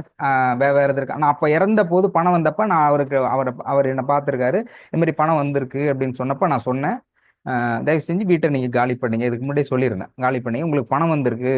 அப்பயும் சொன்னாரு, இந்த பணத்தை என்ன கொடுத்துட்டுமோ கொஞ்சம் ஏதாவது கொடுத்துருக்கேன்னு. பணம் வேண்டாம், எனக்கு வந்து பணம் உங்கள்கிட்ட வாங்கணும்னு விருப்பம் இல்லை, இந்த பணத்தை செலவு பண்ணிடுவீங்க, அதனால செலவு பண்ணாம நீங்க வேற ஏதாவது ஒரு வீடு வாங்கிக்கிங்க, இல்லை நிலம் வாங்கி வீடு கட்டிடுங்க, அது வரைக்கும் நான் டைம் கொடுக்குறேன். அது ஏற்கனவே முன்னாடி நான் சொல்லியிருந்தேன், இங்க இதை மீட் பண்றதுக்கு முன்னாடி. அப்போ நீங்க உங்களுக்கு தேவையான இடத்த செட் பண்ணிட்டு அதுக்கப்புறமேட்டுக்கு இந்த வீட்டை கொடுத்துருங்க அப்படின்னு சொல்லியிருக்கேன். பட் அவங்க பண்ணல. அப்போ எல்லாரையும் கூப்பிட்டுட்டு போய் நான் பேசுறேன். அந்த அம்மாட்ட ஃபர்ஸ்ட் கேட்டேன், அம்மா வந்து உங்க சொந்த தம்பி பணம் கேட்டதுக்கே அக்கா தம்பி உறவே இல்லைன்னு சொல்லி வெளில அனுப்பியிருக்காரு. இது போல வரக்கூடாது. நான் எப்போ பணம் கொடுக்குறேனோ அதோட இதோட உறவு முடிஞ்சிருச்சு. வாங்கின கடனை திருப்பி கொடுத்துட்றேன் அப்படின்னு சொல்லியிருக்கிறாரு. உன் சொந்த தம்பி கொடுக்கல பணத்துக்காக உறவு முடிஞ்சிச்சுன்னு. உன்னுடைய பையன், சொந்த பையன், இதுக்கப்புறம் என்கிட்ட பேசாதீங்க அப்படின்னு சொல்லிருக்கான். நான் உங்களுக்கு சம்மந்தமே இல்லை, ஆனாலும் 22 வருஷமா ஏதாவது என்னைக்கா ஒரு நாள் கூட அப்பாவும் கேட்டதில்ல, நானும் கேட்டதில்ல. இப்போ வீடு தேவைன்னு உங்களுக்கு தேவைப்பட்டா நீங்க பணம் கொடுங்க. இல்ல கொஞ்சம் நான் ஒரு சார் வந்து ஒட்டுமொத்தமா பணம் வாங்குங்கன்னு சொன்னாரு. நான் அதை கூட இல்லை, சரி கொடுக்க முடியாதே அப்படிங்கிறதால கொஞ்சம் கொஞ்சமா கொடுங்கன்னு அப்பயும் கேட்குறேன். சரி, மாத வாடகை ஒரு நாள் கூட வாடகை கொடுத்ததில்ல. 22 வருஷத்துல ஒரு நாள் வாடகையே கொடுத்ததில்ல. வாடகையாவது கொடுங்க, கொஞ்சமா வாடகையாவது கொடுக்க ஆரம்பிங்க, ரெஜிஸ்டர் பண்ணணும் அப்படின்ட்டு அந்த இதுல கேட்டேன். அதையும் முடியலன்னு சொல்லிருக்கீங்க. ஆனா நான் கேட்க வந்தாக்க மண்ணெண்ணெய் ஊத்தி கொளுத்திக்குவேன் அப்படின்னு இருந்தீங்கன்னா இது யாரை ஏமாத்துறீங்கன்னு அர்த்தம். அப்போ உங்களுக்கு செஞ்சது பாவம்னு பார்த்தது அவ்வளவு பெரிய குற்றமா? எங்க அம்மா அப்பவே சொன்னாங்க, ஐயோன்னு பாவம் கையோட வரும் அப்படிமா அடிக்கடி. எனக்கு ஒண்ணுமே புரியல, என்னடா அது ஐயோன்னா கையோன்னு வருதேன்னு. அம்மா சொல்லுவேன், ஐயோன்னு பாவம் பார்க்காத, கையோட வரும், அந்த பாவம் உனக்கு வரும்னு. உனக்கு பாவம்னு பார்த்த நீ என்னம்மா அப்படி சொல்றேன்னு. நான் சும்மா கோவத்துல சொன்னேன். எப்படி கோவத்துல உனக்கு சொல்ல முடியும்? உனக்கு உன் தம்பியே வந்து பணம் இல்லைன்னா உறவே இல்லைன்னு சொல்றான். ஆனா நான் கொடுத்துருக்கேன். நான் அப்ப 2வது தடவை வந்து கூட வெளியில போகணும்னு சொல்ல கூட நான் சரி முடியல அப்படிங்கிறதுனால உன் குழந்தைகள் இருக்கு அப்படின்னு பார்த்துட்டு கொஞ்சம் கொஞ்சமா கொடுமா, வாடகையாவது கொடுங்க அப்படின்னு சொல்லி கேட்குறேன். நீ இப்படி பண்றியே, இந்த விதத்துல நியாயம், இந்த வார்த்தை சொல்லலாமா அப்படின்னு. சரி தப்பு தான் அப்படின்னாங்க. அடுத்தது வந்து அவர்கிட்ட கேட்டேன், நான் இது மாதிரி நீ பேசின உங்களோட லாயரோட ஃப்ரெண்டு எனக்கு தெரியும், அவர் ஃபோன் பண்ணாரு. இந்த மாதிரி நீ வந்து ரெக்கார்ட் பண்ணிருக்கியாமே, உன்னுடைய இது உங்களோட வீடு அப்படின்னு ரிஜிஸ்டர் ஃபைல் பண்ணி அந்த லாயர்கிட்ட கேட்டியாமே நீங்க. ஆம், நான் இது வந்து என் பேர்ல டாக்குமெண்ட் உரிமை இருக்குது, அதாவது 12 வருஷத்துக்கு அப்புறம் ஒருத்தர் ஒரே வீட்டில் இருந்தா சொந்தம் கொண்டாடலாம்னு லா இருக்குது, அந்த கேஸ் ஃபைல் பண்ணலான்னு லாயர்கிட்ட சொன்னியா அப்படின்னு கேட்டான். இல்லவே இல்லை சத்தியம்னாரு. நான் சொன்னேன், நீ சொன்னது அப்படிங்கிறது எனக்கு 100% தெரியும். ஆத்தென்டிக்கா உங்க லாயர் கூட இருக்கிறவர் என்கிட்ட பேசியிருக்காரு, நான் ரெக்கார்ட் வச்சிருக்கேன். அதே மாதிரி என்கிட்ட இல்லை இருந்தாலும் சொன்னேன். உங்ககிட்ட பணம் இருக்குது அதுவும் எனக்கு தெரியும். பேங்க்ல வந்து நீ வச்சிருக்க அதில் தான் அக்கௌண்ட் இருக்கு. மேனேஜர்கிட்ட கேட்டேன், பேங்க்ல பணம் இருக்குது, பணமும் உங்ககிட்ட இருக்குது. அதை விடவும் பணம் கொடுக்காம என்னோட வீட்டை நீ எழுதி வாங்கணும், லாயர்ட்டையும் பேசியிருக்கிற, எனக்கு தெரியும். பொய் சொல்லாம சொல்லு, நீ பொய் சொல்லவே கூடாது, எந்த சூழ்நிலையும் என்கிட்ட பொய் சொல்லக்கூடாது. நான் வந்து பாவம்னு வெளியில போன்னு சொல்லும்பொழுது கூட 2 குழந்தைகளுக்காக நான் விட்டுட்டு போனேன். ஆனா இது வந்து தப்பு இல்லையா அப்படின்னு. அப்புறம் சொன்னார், இல்ல இல்ல தெரியாம சொல்லிட்டேன், அது கூட பேசுமா அவங்களா கேட்டாங்க என்னன்னா. அவங்களா கேட்டா நீ எப்படி வேணாலும் சொல்லிடுவியா நீனு? அவங்க ஏதாவது வேற ஏதாவது சாப்பிடுன்னா போய் சாப்பிடுவியா நீனு? அஹ், எத்தனை தடவை சொல்லிட்டு பணமே எனக்கு ஆத்தண்டியே வாங்கின அக்கா 4 பேருமே சொல்றாங்க முதல்ல காலி பண்ணு, அப்படியும் இல்லாம பாவம்னு ஒன்று விட்டு இருக்கும் பொழுது நீ எப்படி இந்த மாதிரி சொல்லலாம், முதல்ல அந்த வார்த்தை வரலாமா அப்படின்னு கேட்டேன். அப்போ அவர் சொன்னாரு, தெரியாம சொல்லிட்டேன் அப்படின்னு. அப்போ சில உடனே ரிஜிஸ்டர் பணம் கொடுத்தே ஆகணும்னு. அப்போ பணம் இல்லைன்னாரு. பணம் இல்லைன்னா பேங்க்ல இருக்கு, பேங்க் அக்கௌண்ட் காமி அப்படின்னா பேங்க் காமிக்கவே இல்லை. காமிக்க முடியாது சார் அதுன்னு. அப்புறம் வேற ஒருத்தர்லாம் கொடுக்கணும் கணக்கு சொல்றாரு. அவனுக்குலாம் உனக்கு கொடுக்க முடியும், 22 வருஷமா இருக்கிற பணம் கிடையாது, எனக்கு கொடுக்க முடியாது அவனால அப்படின்னா. He is very clear. அப்போ ஒருவர் இறக்கப்படுகின்ற பொழுது இந்த உலகம் அவனை ஏமாற்றுவதற்கு தயாராக இருக்கிறது. அப்பதான் எங்க அம்மா சொல்றது, கேஷுவலா சொல்றது, ஐயோன்னு பாவம் கையோட வரும்னா இப்படிதான் இருக்கும். அப்ப இரக்கம் என்பது ஒரு அளவுக்கு மேல. நிறைய இடத்துல நான் மாட்டினதே இந்த மாதிரி சிக்கல்ல தான் மாட்டியிருந்தேன். டாக்டர் சொன்னார், நீ இந்த இடத்துல பண்ணணும். அப்ப நிறைய இதுல ஹெல்ப் பண்ணேன். பணம் வரலங்கும்போது அவன்கிட்ட கொடுத்துருந்தேன். அப்புறம் நீயே அவன்கிட்ட கொடுத்தேன் சார், பாவம்னு தானே சார் கொடுத்தேன். இது அந்த இதுல வருதுன்னா ஐயோ, இப்ப நான் கொடுக்கறதா வேண்டாமா அப்படிங்கிற கன்ஃபியூஷன் இருந்தேன். அப்புறம் அந்த இதுல திரும்ப கரெக்டா ஏற்கனவே அந்த வீடு இருக்கு இல்லையா, அவர்கிட்ட வந்து அப்பதான் எழுதி வாங்கணும். அப்ப ஃபர்ஸ்ட் எழுதி வாங்கிட்டு பிபி பில் எல்லாமே உடனே ரெக்கார்ட் பண்ணிட்டு டோட்டலா எல்லாமே. அப்பதான் ஃபர்ஸ்ட் ரிஜிஸ்ட்ரேஷன் என்னோடதுல எல்லாமே மாத்தினேன். பேர் எல்லாமே எல்லாத்தையும் முழுமையாக மாத்திட்டு உடனே பேஸ் அப்படின்ட்டு மினிமம் ஒரு அமௌண்ட்டுங்கிறது 100% வாங்கிட்டு. அப்புறம் என்ன சொன்னா, அப்புறம் ஊர்ல இருக்கவங்க சொன்னாங்க, அப்படி இப்படி எங்களை விட்டு மாத்திருவோம் பாத்துக்கலாம் அப்படின்னாங்க. அப்படி கிடையாது, மனசாட்சின்னு ஒண்ணு இருக்கு, அப்படி இல்லாம இருக்கிறது ரொம்ப தப்பு அப்படின்னு சொல்லிட்டு ரெஜிஸ்ட்ரேஷன் பண்ண டில் சார் வந்து முழுமையா அந்த பணத்தை வாங்க, சேல்ஸ் பண்ணுங்க அப்படின்னு சொன்னாரு. இன்னும் நல்லா அதை வாங்க வாங்க முடியலன்னா வெளியில போ அப்படிங்கிறது இறையருள் அப்படிங்கிறது தெரியும், சட்டங்கிறது தெரியும். ஒரு தப்பு பண்றான்னு தெரிஞ்சும் கூட வெளியில போ அப்படின்னு என்னால சொல்ல முடியல. திரும்ப வந்துட்டேன். இன்னும் முழுமையா அந்த பணத்தை வாங்கல. அட்லீஸ்ட் 50-50 இந்த சேஃபர் கார்டில் இருக்கு. இதுக்கப்புறம் அந்த வேற யாரையும் விற்க முடியாது அப்படிங்கிற இடத்துல அதுக்கப்புறம் எல்லாமே வரி இல்லாம ஃபுல் அண்ட் ஃபுல் என்னோட போட்டு ரிஜிஸ்டர் பண்ணி டில் டேட்டுங்கிறது என்னோட நேம்ல இருக்கிறதா மாத்திக்கிட்டு ஆத்தென்டிக்கா என்னோட சைட்ல கன்ஃபர்மேஷன் பண்ணிக்கிட்டேன். எதுக்காக என்னுடைய கதை சொல்லணும் அப்படிங்கிறதுக்காக இல்லை, புரிதல் அப்படிங்கிறதுக்காக தான் இதை நான் சொல்ல வரேன். என்னன்னா, இப்போ டாக்டர் சொல்றாரு இல்லையா, தர்மம் செய் அப்படின்னா யாருக்கு செய்யக்கூடாது அப்படின்னு எப்படி சார் கண்டுபிடிக்கிறது, அதனால என்ன தப்பு வருது அப்படின்னு ரொம்ப கன்ஃபியூஷன் இருக்கு இல்லையா. அந்த ஸ்டேட்டுக்கு இப்போ அந்த இடத்துக்கிட்ட அவங்க கிட்ட நாம் பணம் வாங்குவது அப்படிங்கிறது சரியா தப்பா அப்படிங்கிற ஒரு கேள்வி கேள்வி இருக்கு இல்லையா. இப்போ நான் என் வீடு பாவம் அப்படின்னு ஒருத்தருக்கு நான் வீடு கொடுக்குறேன், அவங்களால கட்ட முடிய ஏழ்மையான சூழல்ல தான் இருக்கிறாங்க. நான் என்னுடைய பார்வையில் பார்க்குறேன் அவங்க பாவம்னு. அஸ் இறை சட்டத்தின்படி இறை சட்டப்படி பார்த்தாக்க அவர்கிட்ட பணம் இருக்கு, அவர் ஏமாற்றுறதுக்கு ரெடியா இருக்கிறார். அப்போ ஏமாற்றுகின்ற ஒருவர் ஏழ்மையில் இருக்கின்ற பொழுது நான் பாவம் என்று நினைக்கிறேன் இல்லையா, இது தப்பு. அவர் தான் சொன்னார், சப்போஸ் அது மாதிரி விட்டுட்டீங்கன்னா அந்த கர்மம் உங்களுக்கு வரும் அப்படின்னாரு. அப்போ இது நமக்கு தெரியாது, ஆனால் அந்த மாதிரி மனிதர்கள் இருக்கிறாங்க. அப்ப தெரியாத ஒரு விஷயத்தில் தர்ம சிந்தனையை எப்படி நம்ம டிசைட் பண்றது. அப்புறம் திரும்ப அந்த பாவம் இப்போதைக்கு எனக்கு வராதுன்னா, இப்போ சொன்னாரு நீங்க இது ஃபினிஷ் பண்ணி அதை ஃபைனல் பண்ணல அப்படிங்கும்போது இன்னுமே நல்ல முடியல இந்த இடத்துல. அப்பதான் சொன்னாரு, இன்னும் அர்ஜுனனாகவே இருக்கிறார். அர்ஜுனனா நான் பெரிய ஜாமான்னு சொல்ல, அர்ஜுனனுடைய ஸ்டேட்டஸ் அப்படிங்கிறது கன்ஃபியூஷன். ஐயோ நம்முடைய மாமா, ஐயோ எதிர சித்தப்பா, நம்முடைய குரு, நமக்கு பாடம் சொல்லி கொடுத்த ஆசிரியர், இவங்களெல்லாம் அடிக்கணுமா அப்படிங்கிற. அப்பதான் கண்ணன் சொல்றாரு, செய்வது நீ, செய்ய வைப்பது நான் அப்படின்னு சொல்றது காரணம்னா, இது உன்னால் தான் நடத்தப்பட வேண்டும். இப்ப கடவுளை வந்து டைரக்டா கழுத்து இருக்க முடியாது, இல்லைன்னா பயந்துரும், ஐயோ கடவுளை எடுக்கணும், அவர் இன்னொருத்தர் மூலம் தான் அடிக்க வைப்பாரு. அப்போ செய்ய வைப்பது நான் அப்படிங்கிறாரு. அந்த மாதிரி இந்த சில விஷயங்கள் செய்யணும். அப்போ இந்த இடத்துல டெடிகேட்டடான விஷயம் இருக்கு இல்லையா. அப்ப தர்மம்ங்கிறது உண்மையிலே சிலர் கஷ்டப்பட்டுட்டு இருப்பாங்க. அப்போ அப்ப சொல்ற தர்மம் செய்ய தர்மம் செய்யன்னு சொல்லிக்கிட்டு இருக்கிறோம், நம்ம யாருக்கு செய்யக்கூடாது அப்படிங்கன்னா எப்படி கண்டுபிடிக்கிறது அப்படின்னா, ஒரு சின்ன குழு. அது டாக்டர் சொல்றேன்னு சொல்லி நான் சொன்னேன் சார், இது வந்து ரொம்ப காம்ப்ளிகேட்டடா இருக்கு. தர்மம் செய்யணுங்கிற சிந்தை உடையவர்களையும் யோசிக்க வைக்கிறது, தடுமாற வைக்கிறதா இருக்கு. அதனால இதுல ஒரு கிளாரிட்டி ரொம்ப கொடுக்க வேண்டியது முக்கியமா இருக்கு. தர்மம் செய்யணுங்கிறவங்க பெரும்பாலும் இதை பார்க்கக்கூடியவர்கள், இதை ஃபாலோ பண்ணக்கூடிய எல்லாருமே வந்து தர்மத்தை செய்யணும் அப்படிங்கிறதுல ஆர்வமுடையவர்களாகவும் இருக்கிற, ஏற்கனவே பண்ணிக்கிட்டு இருக்காங்க. அதுக்கான வாய்ப்பும் கிளாரிட்டியும் நம்ம கொடுக்குறோம். அதை விட யாருக்கு செய்யக்கூடாதுங்கிற ஒரு கிளாரிட்டி கொடுங்க அப்படின்னு சொன்னேன்.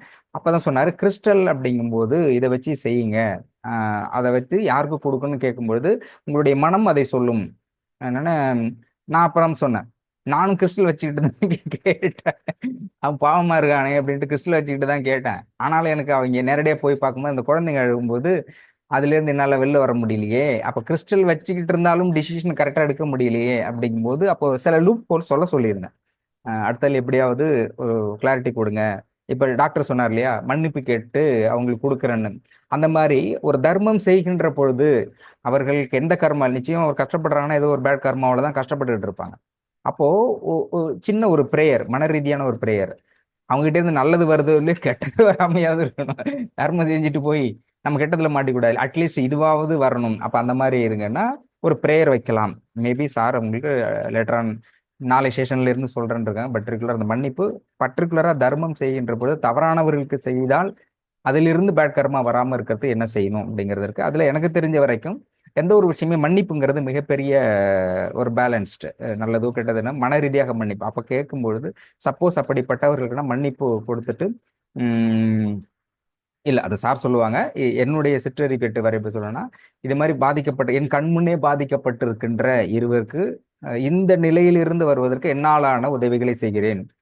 இது கர்ம சட்டத்தின்படி எப்படி இருக்கோ அதை நான் ஏற்றுக்கொள்கின்றேன். ஒருவேளை கர்மாப்படி இது அவருக்கு தண்டனையாக இருந்தால் அந்த பாவத்திலிருந்து என்னை மீட்டு தற்பொழுது மனித இரக்கத்தோடு நான் செய்யக்கூடிய இந்த தர்மம் அவருக்கு கிடைக்கட்டும் அப்படின்னு சொல்லி தர்மத்தோட கொடுக்கணும். அதுல இருந்து பெனிஃபிட் என்ன வருதுங்கிறத கொஞ்சம் கூட யோசிக்க கூடாது. எப்ப தர்ம சிந்தனையோடு நம்ம கொடுக்குறோமோ நிச்சயமாக எதுவுமே அந்த இடத்துல வராது. தர்ம சிந்தனைங்கிறது போகும். நம்ம கொடுக்குறோமே புண்ணியம் வந்துருமா அப்படின்னு கூட நினைக்கக்கூடாது. அவன் பசிக்கிறான், சாப்பிட்றோம், கொடுத்தோம், அதோட பாஸ் ஆன். அதுல வந்து பிரேயர் வைக்கிறதுங்கும் போது அவர்கள் பட வேண்டிய அந்த கஷ்டம் இருக்கு இல்லையா. ஏன்னா கடவுள் என்ன பிளான் பண்ற நமக்கு என்ன தெரியும். சார் கிளியர் வாங்கிட்டு பார்த்துட்டு இருக்காரு. ஏற்கனவே நேற்று பிச்சைக்காரர் சொன்னாங்களே, அவர் பூர்வ ஜென்மத்தில் அம்மாவோட சாப்பாட்டை பிடுங்கிருக்காரு, அதனால தண்டனை நினைச்சிருக்காரு. இது அவருக்கு தெரியுது. நம்ம பாவம்னா ஐயோ சாப்பாடு இட்டு இருக்கானே அப்படின்னு தானே சொல்ல முடியும். இது நம்ம கிளியர் பார்க்க முடியல. அப்போ தெரிஞ்சோ தெரியாமலோ நம்ம செய்யறோம் அப்படிங்கும்போது இப்ப மன்னிப்பு கேட்டுட்டு நான் செய்யறேன், தர்ம இறை சட்டத்தின்படி தவறு செய்தால் என்னை மன்னிச்சுக்கிடுங்க, அதனால பசியா இருக்கிறோம் கொடுப்பேன்னு. அந்த ஒரு வேளை சாப்பிட்டால பெரிய உயர்வுகளை மறப்பேன். ஏன்னா அடுத்த வேலை சாப்பிட்டு திரும்பவும் பசியோட தான் இருக்க போறோம். பட் நம்ம கண்ணெதிரே பசி இல்லாமல் இருக்கணும் இல்லையா, அதை செய்யலாம் அப்படிங்கிறது என்னோட சின்ன விருப்பம். இது எதுக்காகனா கிளாரிட்டிக்காக, என்னுடைய தனிப்பட்ட முறுதல். அப்போ சார் சொல்றாரு இல்லையா, யாருக்கு கொடுக்கலாம் யாருக்கு கொடுக்க கூடாது அப்படிங்கிறடைய பின்னணியில் இருக்கக்கூடிய வித்தியாசம் இருக்கு இல்லையா, அது அவர் சிம்பிளா சொல்லிட்டு போயிருக்கிறாரு. பெரும்பாலானவர்களுக்கு புரிஞ்சுக்க முடியல, சில பேர் புரிஞ்சிருக்கலாம். ஆனால் நான் அனுபவ ரீதியா சில விஷயங்கள வந்து ஃபாலோ பண்ணும்போது அது கூடிய பின்னாடி அவர் இப்படி செய்யாதீங்க இப்படி செய்யுங்க அப்படி ஒரு சின்ன சின்ன விஷயம் சொல்றாரு இல்லையா, அந்த சின்ன சின்ன விஷயத்திலையும் மிகப்பெரிய கர்மா தேரி இருக்குது. சின்ன சின்ன விஷயம் தான் அது, ஆனால் அது பெரிய கர்மா தேரி இருக்குது. அது மாதிரி ஏற்கனவே சொல்றேன் இல்லையா, ரொம்ப பேர் சொல்லிருக்காங்க நீங்க செய்யக்கூடிய இந்த விஷயங்கிறது மிகப்பெரிய தர்மத்துல வந்து சேரும் அப்படின்றாங்க. பட் அதுல என்ன சொல்லியிருந்தாங்கன்னா, டாக்டர் எனக்கு ப்ராக்டிஸ் கொடுத்துருந்தாங்க. இப்போ நிறைய பேர் வர்றாங்க இல்லையா, ஹீலிங் கொடுக்கறது எப்படிங்கிறதும், அது கிறிஸ்டல் ஹீலிங்கிறதும், அதுக்கப்புறம் வேண்டில் ஹீலிங் அப்படிங்கிறதும், ஃபாஸ்ட் ஹீலிங்கிறது, உடனடி எமர்ஜென்சி ஹீலிங் அதுக்கான வெரைட்டிஸ், மைண்ட் தாட் எப்படி இருக்கணும், அதுக்கு மெடிடேஷன்ஸ் எப்படி இருக்கணும், எப்படி ஹீலிங் கொடுக்கறது அப்படிங்கிற எல்லா ப்ராசஸும் கொடுத்துருக்காங்க. நான் அது மாதிரி பண்ணியிருக்கிறேன், டெஸ்ட் பண்ணியிருக்கேன். உண்மையிலேயே சரியாகுதா, நம்மெல்லாம் செஞ்சால் வருமா அப்படின்ட்டு இருக்கேன். அப்போ ஏற்கனவே என்னுடைய ப்ராக்டிஸில் நான் முதல்ல ஒருத்தருக்கு என்னுடைய நண்பர் இருக்காரு.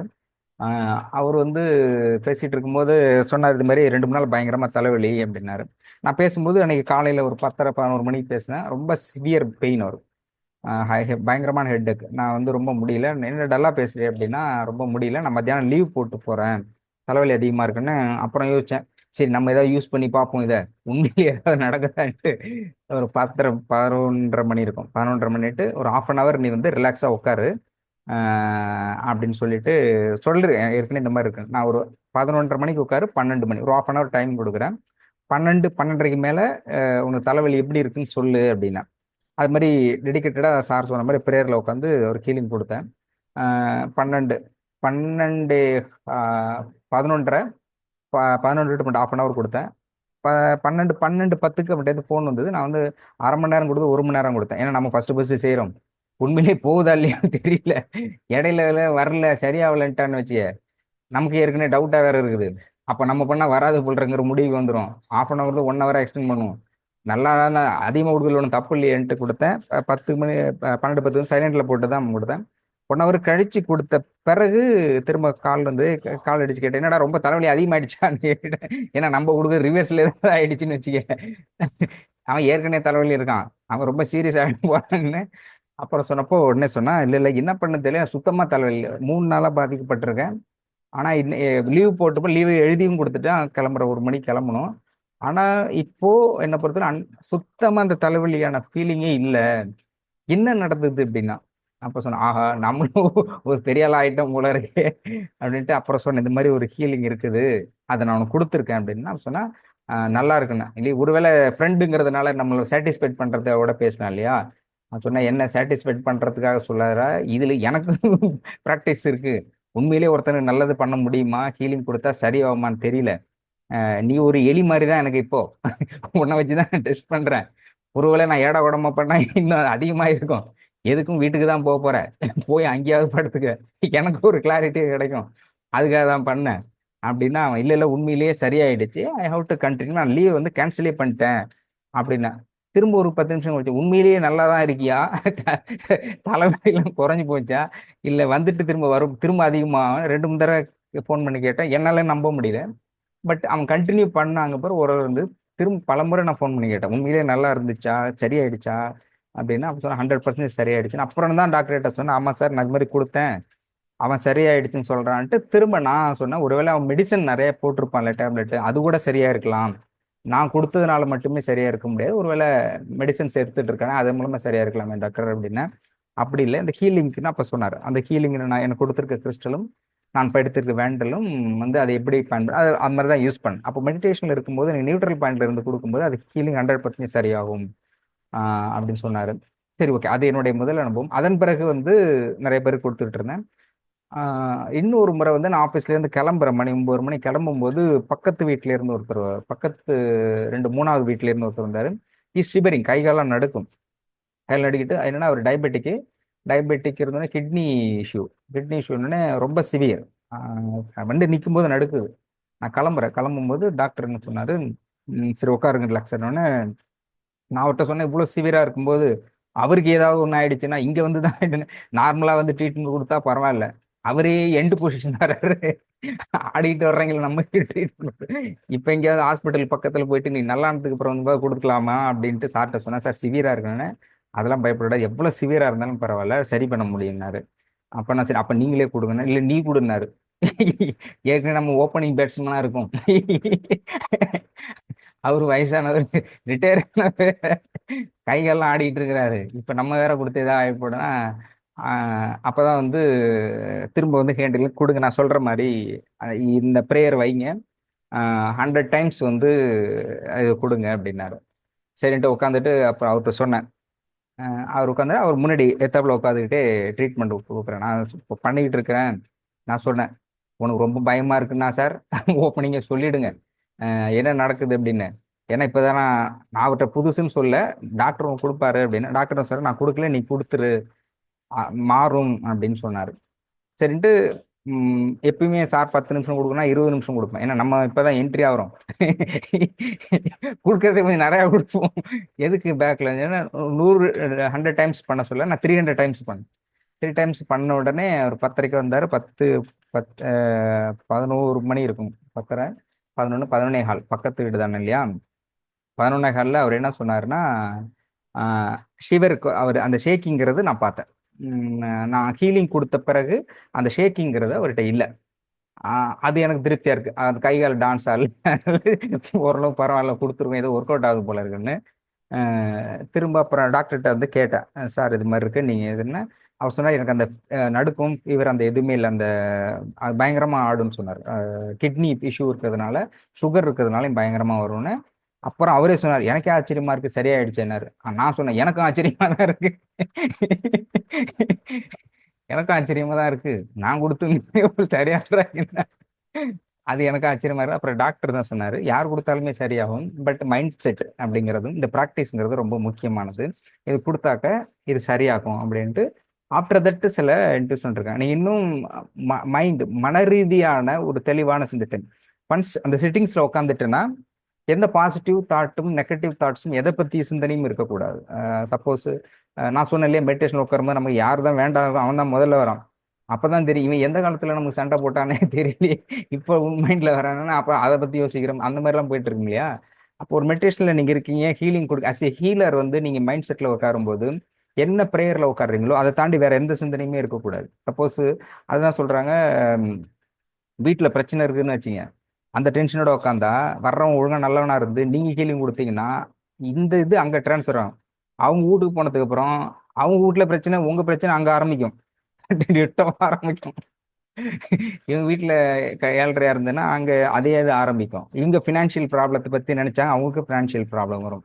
இவர்கள் எதை நினைத்து கவலை கொள்கிறார்களோ, எந்த மன சிந்தனை இருக்கோ அந்த மன சிந்தனை டிரான்ஸ்ஃபர் ஆகும். அப்பதான் டாக்டர் சொன்னாரு, அப்ப அந்த சிட்டிங்ஸ் உட்காந்துருக்குல, எனக்கு ஏற்கனவே 3 வருஷம் கிட்டத்தட்ட ஆச்சு. 3 வருஷம் சிட்டிங்ஸ்ல உட்கார்றதுக்கு உட்கார முடியாது. என்னன்னா அப்ப நிறைய தடவை வந்து இன்னைக்கு சித்தர்கள் வந்து உங்களுக்கு வந்து ஹீலிங் கொடுக்க சொல்றேன். அப்புறம் எல்லாமே ரெடி பண்ணிட்டு இருக்கும்போது இல்ல, மைண்ட் வந்து ஒன்று மைண்ட் செட் கரெக்டா வரல, அதனால வேண்டான்ட்டு பல தடவை சொல்றாரு. இந்த நேரத்தில் டாக்டர் ஐயா அவர்களுக்கும் அனைவருக்கும் நன்றி சொல்ல கடமைப்பட்டேன். ஏன்னா முதல்ல எனக்கு ஹீலிங் கொடுத்தது டாக்டர் கூட இருந்திருக்கு. அகத்திய சித்தரோட பிரசன்ஸ்ல தான் எனக்கு அந்த ஆசீர்வாதத்தை தீட்சை கொடுத்தாங்க. அடுத்தது புலிப்பான சித்தர், ஒரு நம்ம சித்தர்களுடைய இதுல தான் எனக்கு கொடுத்தாங்க.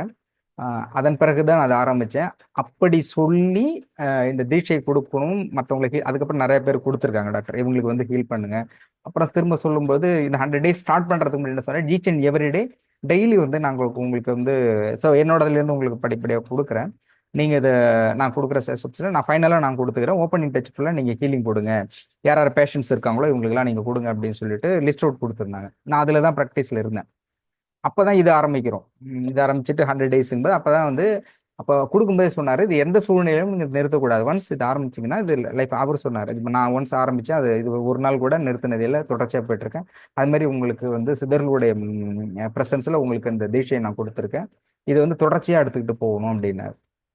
சரின்னுட்டு ஆரம்பிச்சதுக்கு அப்புறம் தான் இதை ஸ்டார்ட் பண்ணது. இதை ஸ்டார்ட் பண்ணது அப்படிங்கும்போது 100 daysல இது சார் வந்து புதுசா சொல்லுங்க, இது பலர்கிட்ட எடுத்துட்டு போகக்கூடிய பொறுப்பு இருக்குது, அதை எப்படி ரீச் அவுட் பண்ணுவீங்களோ போது நான் நிறைய இதில் ட்ரை பண்ணேன்.